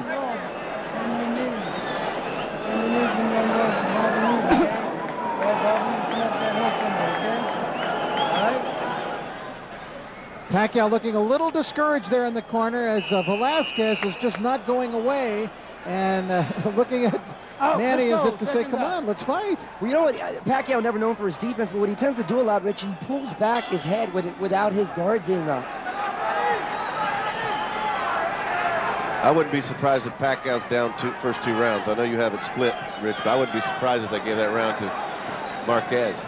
I, too, have it split. Velasquez, excuse me. No, limpio. Break in, come on. Velasquez got a great poker face in there. Sure does. His corner telling him he doesn't even know how to fight. Well, he must know how to do something. He's beaten a lot of good fighters.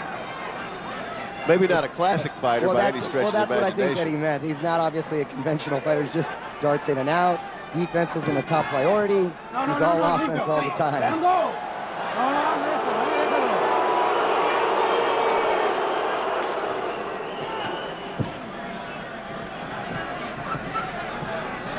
Manny working jab. Velasquez not as busy this round. Limpio. You know, we got to remember, Pacquiao hasn't had too many fights at super featherweight. So Velasquez, who's not known for his power, when he does connect, it looks like it affects him.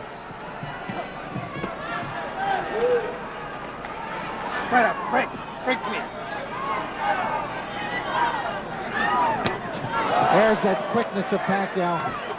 Velasquez hardly reacted to that. Now Manny beginning to get there with his straight left hand. And Manny can keep up this pace all night. And I know he's got his choice of gloves in there, the Reyes, I believe. Of course, that was a big bone of contention in the fight with Erik Morales. Right hand gets in. The speed of Pacquiao beginning to take effect now and beginning to tell. And he's getting to Velasquez in this round. Nice dig to the body by Pacquiao. Velasquez at times seems a little frustrated. You know, you're not always going to get what you want in there in terms of style. You got to take what you're given. Right hand once again, Pacquiao. So quick. Nice looping left hand. You know, and fighters go in against Pacquiao with a certain game plan, but when his speed starts to become an issue and his power starts to become an issue, totally throws him off and they get extremely frustrated. Yeah, plus he's just awkward enough to not do the usual thing that you train against. Pacquiao's getting on top of this fight now. Velasquez trying to work his way back into the body. Velasquez is not reacting as well defensively as he did earlier, and he's not hitting back quite as often as he did earlier. 10 seconds. Yes, a little bit.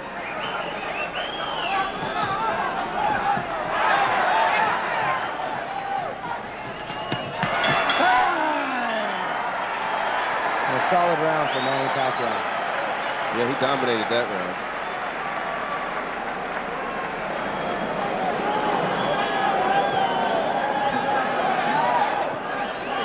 Julio Cesar Chavez. Great Chavez is here. Erik Morales hoping to someday become the second great Mexican to run in 4-weight division. Getting acknowledged by the crowd. First Freddie. Together for me. Keep the uppercut and the hook together for me. Okay?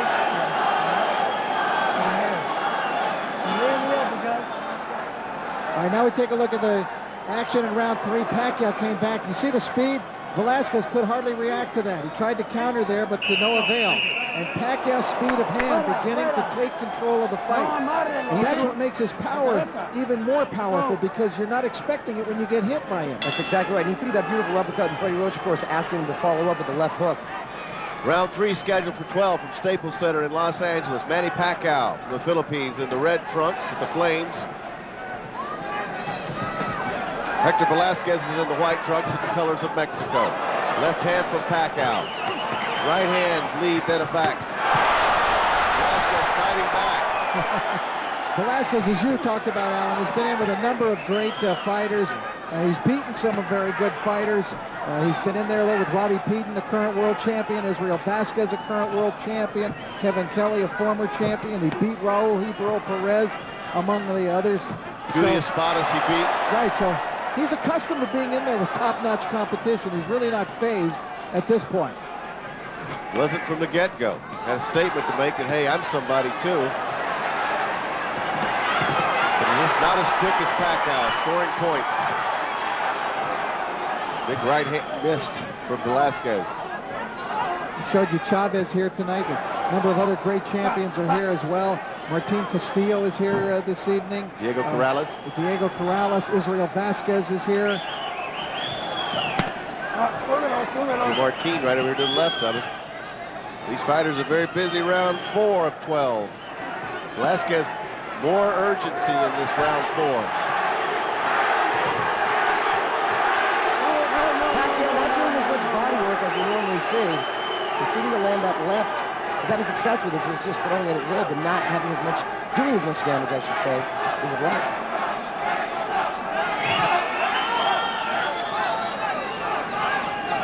Pacquiao had a big advantage in round 3, and he is not building on it here in round 4.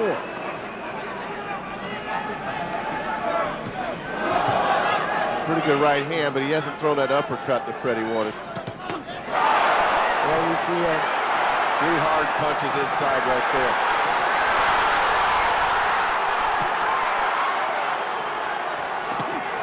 Beautiful right hook, followed by. When fighters fight him, they say that once you've already taken a combination, before you compose yourself, he's got 3 or 4 more coming right behind it.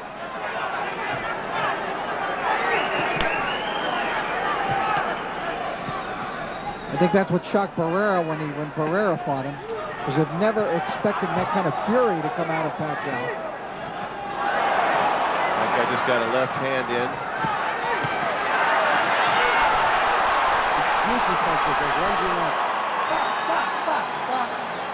Velasquez, tough customer though, keeps coming. Yeah, that's his. He's a typical Mexican warrior is what he is. Fights that same style. He's Plus 5 left in it. Nice round for Manny Pacquiao. Todo está perfecto, man. Ya le aguantaste todo. Nomás que esa lentitud que traes no me gusta. Tiene que ser más rápido ahorita. ¿Cómo te sientes? Come on, you have to be a little quicker. He didn't do anything to you. Jab y veloz. Héctor, estos rounds Gotta get going with that jab. No lo dejes que se suba el hijo de la chingada. No lo dejes, no sabe ni boxear. Y te está trabajando. Doesn't even know how to box. He can't hang with you in the ring. Showing you some real nice body shots out there. I want that body work a little more, okay? Yeah, but I'm hit. Huh? Watch his head, okay? Good. Throw the left hand from outside behind the jab. Right down the middle. That was a beautiful body shot. Come back in the hook. Mario, how does he look to you, Pacquiao, between rounds and his demeanor, etc., as we watch this replay from the You know, he seems a little frustrated, and like I mentioned earlier, he's not being as effective to the body as he normally is, and obviously Freddie's coaching on that, but I think he's concerned with the fact that when he does try to go into the inside, he's had a couple big headbutts. So I think because of the last fight, he does not want to get caught. So he's not being as aggressive as he normally is. Believe it or not. Velasquez asked for that. So we're bending the rules here a little. Yes, a little bit. It's not ballroom dancing.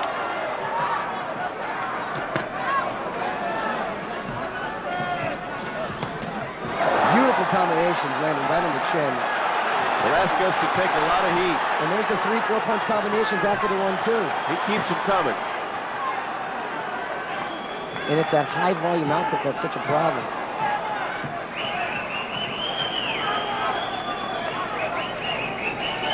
Manny Pacquiao, pride of the Philippines, finding his mark more here in round 5.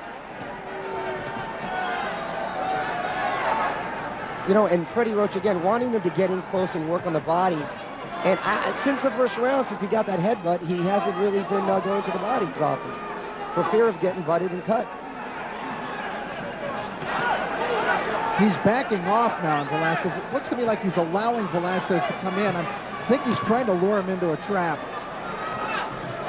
Just look at Manny. This is not the usual Manny fight as he waves to the fans.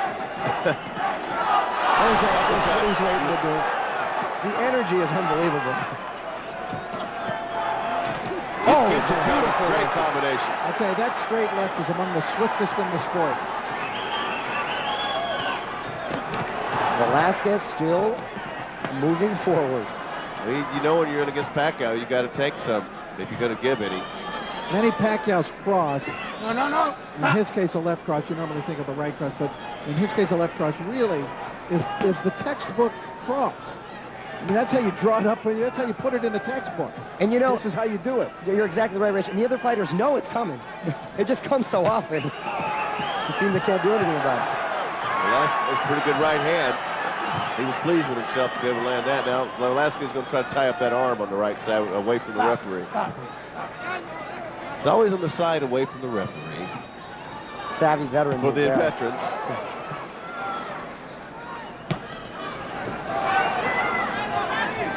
Velasquez not landing as many clean shots as he was in the first 2 rounds. A lot of starch has come out of him in the last couple of rounds. Not what he was the first 2 rounds. That's because when you get hit a lot, it hurts. Stop. Break. 10 seconds. Yes, 10 seconds. Well, these rounds are just flying by. You keep waiting for something big to happen. Manny really puts the heat on, doesn't he? Always an exciting fight.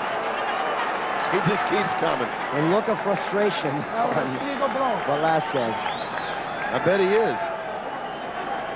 That was a legal blow. Legal blow to the cut.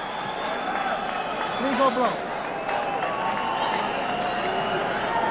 Buwisa na ito. Buwisa. Huwag hangin na throw. Huwag hangin na throw. Nice good. May kampana boy. Ha? Ito yung kampana. Now here, man. Set that uppercut up with the hook. Alright? Yeah, good one. I'm gonna set the uppercut up with the hook. Okay? Brad, cross ang kanan. Biglang kaliwa mo uppercut. Okay? Walang kumpiyansa. Okay? How's your Tagalog, Rich? I don't know. They asked him. Freddie actually asked him to translate for him.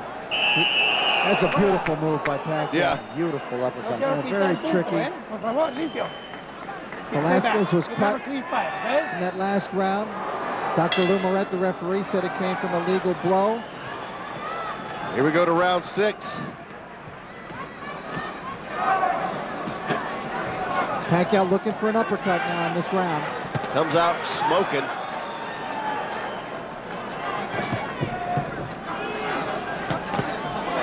Pick him up, pick him up, pick him He'll up. even hit you off the break. You got to watch him.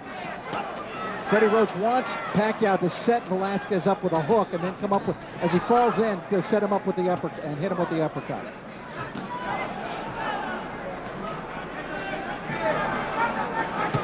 There's the hook. Where's the uppercut?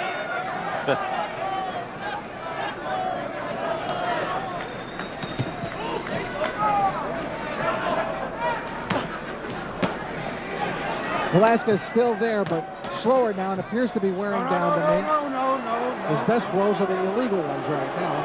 Those are at least the most effective. He's definitely slowed down, no doubt about it. And that's because the man standing in front of him hasn't. And he won't. Round 6. Now, Manny Pacquiao can keep up this pace if it were a 15-round fight. Stop.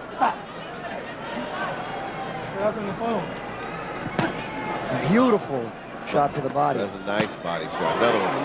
Referee just gave the warning to Velasquez to watch out with the elbows. It's going to get that way. No. Stop. Don't hold and hit.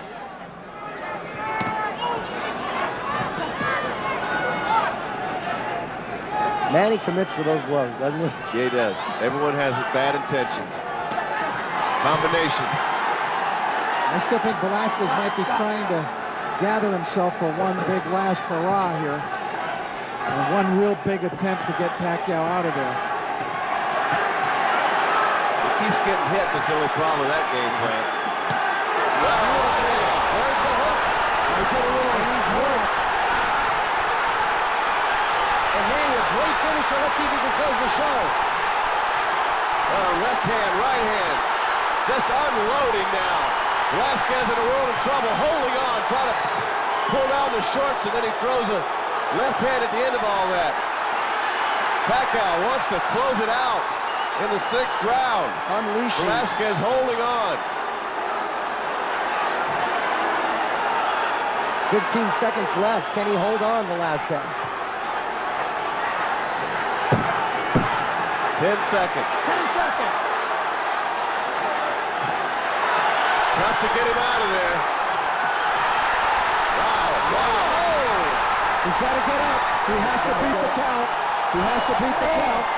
Can't be saved for the bell. Does he want to get up? Oh, and it's called off. The doctor, the referee stops it. He's also a doctor. Pacquiao just wore him out. Just punched him and just wore him down. Just a little too much for Velasquez. Too much for a lot of folks, for most folks. For the first 2 rounds, it looked like we might have an upset here tonight. But little by little, bit by bit, Manny Pacquiao broke him down, dissected him, and took him apart. You know what it is, Rich? That intensity is hard to match round for round. Maybe you can match it for the first couple rounds, but round after round after round, it's going to start to take its toll on you. Back up, guys. He is certainly still among the most exciting warriors in the game today. Action packed. Here's a replay. Alan, he just beat him down, basically. What he did. Coming forward, letting it fly. Velasquez now not thinking about fighting back, ending up going down. Referee did a good job, even though he had to get Manny to a neutral corner. He started the count, picked it up at 3 or 4. I was wondering how long he's going to give it. That's just vicious. That's just a whole world of hurt right in your face. Velasquez, look, he's tough. But finally, he just absorbed too much. And there's just too many blows. In fact, when he was down there, I really questioned whether he was going to get up. I think he was thinking about it here, really. Well, Should I get up? Should I get up?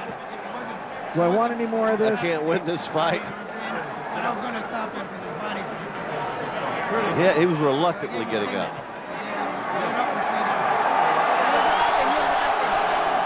Ladies and gentlemen, here at Staples Center, Los Angeles, California, Dr. Lou Moret, your referee, calls a halt to the contest following the knockdown. The official time, 2 minutes, 59 seconds of round number 6. The winner by knockout victory, he is the new WBC Super Featherweight International Champion, Manny Pacquiao.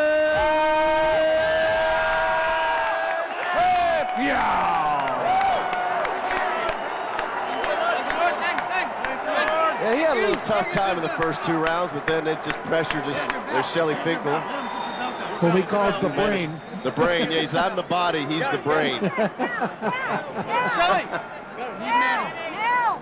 Hey, 1 second. Yeah, I thought we could have an upset in the making there for a while, but First 2 rounds, you're right. Alan Velasquez looked good. I think you gave him the first 2 rounds. I did. Right? I gave him the first 2 rounds. But Manny, he's relentless.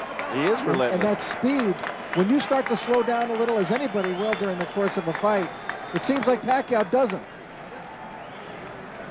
And he has great speed of hand, great power, and he knows how to take a guy apart bit by bit.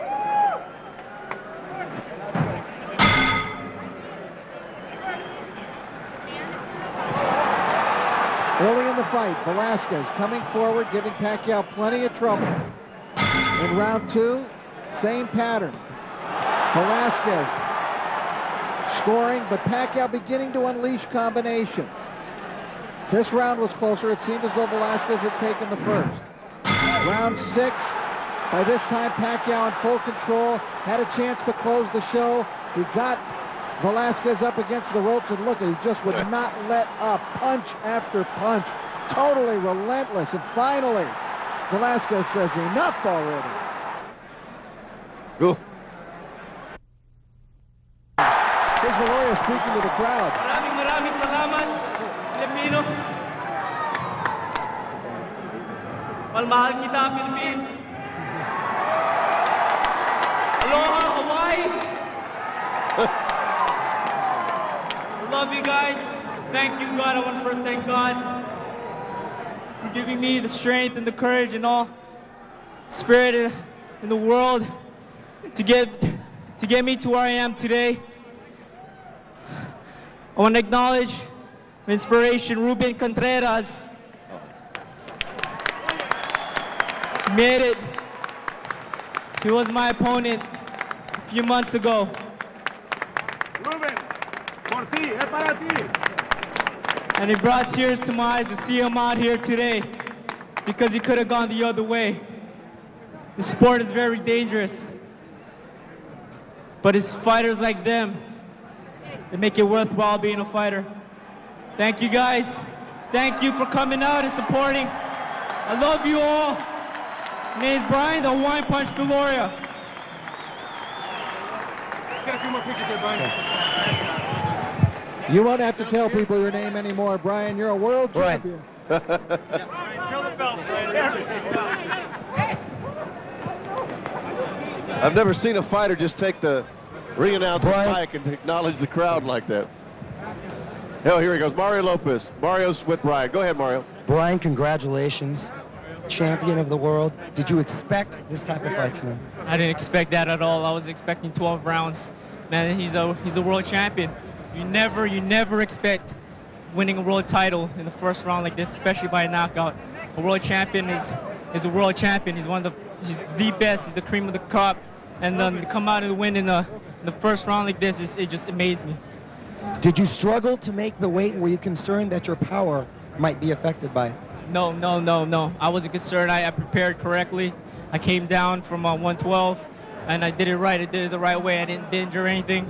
You know, I just had to watch what I was eating, my diet, and put a little bit more work in the gym.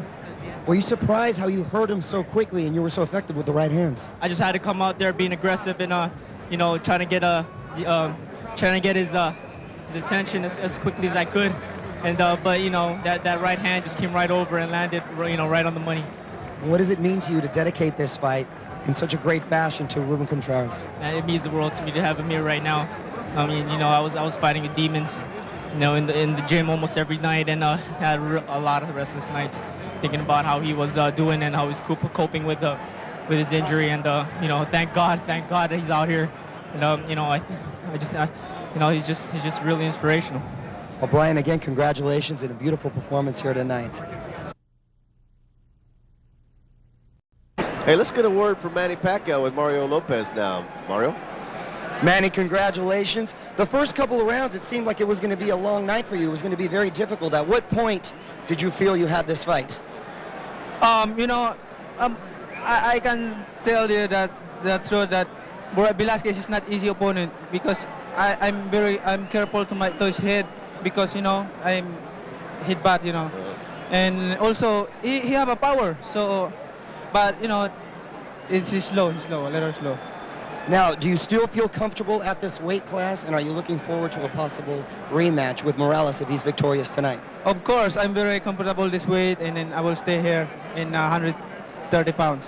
So, I'm happy to work with my new team. You know, I'm happy to work my promoter, new promoter Gary Sio, and also my manager Shirley Finkel, the brain, and also Kate Davidson and Nick Khan. Thank you very much, all of you.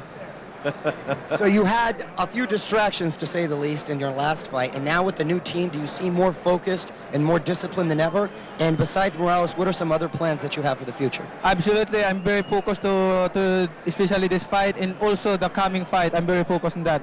So Erik Morales prepared on that next fight, and I'm there. What do you feel you proved tonight, Manny? You know, I proved I'm still king of the ring, you know. I proved to the people that I'm still a champion. And the final question, do you want Erik Morales for your next fight? Absolutely, I want a rematch with Morales, and that's you know, maybe 80% to have a rematch. Thank you very much, Manny. Congratulations again.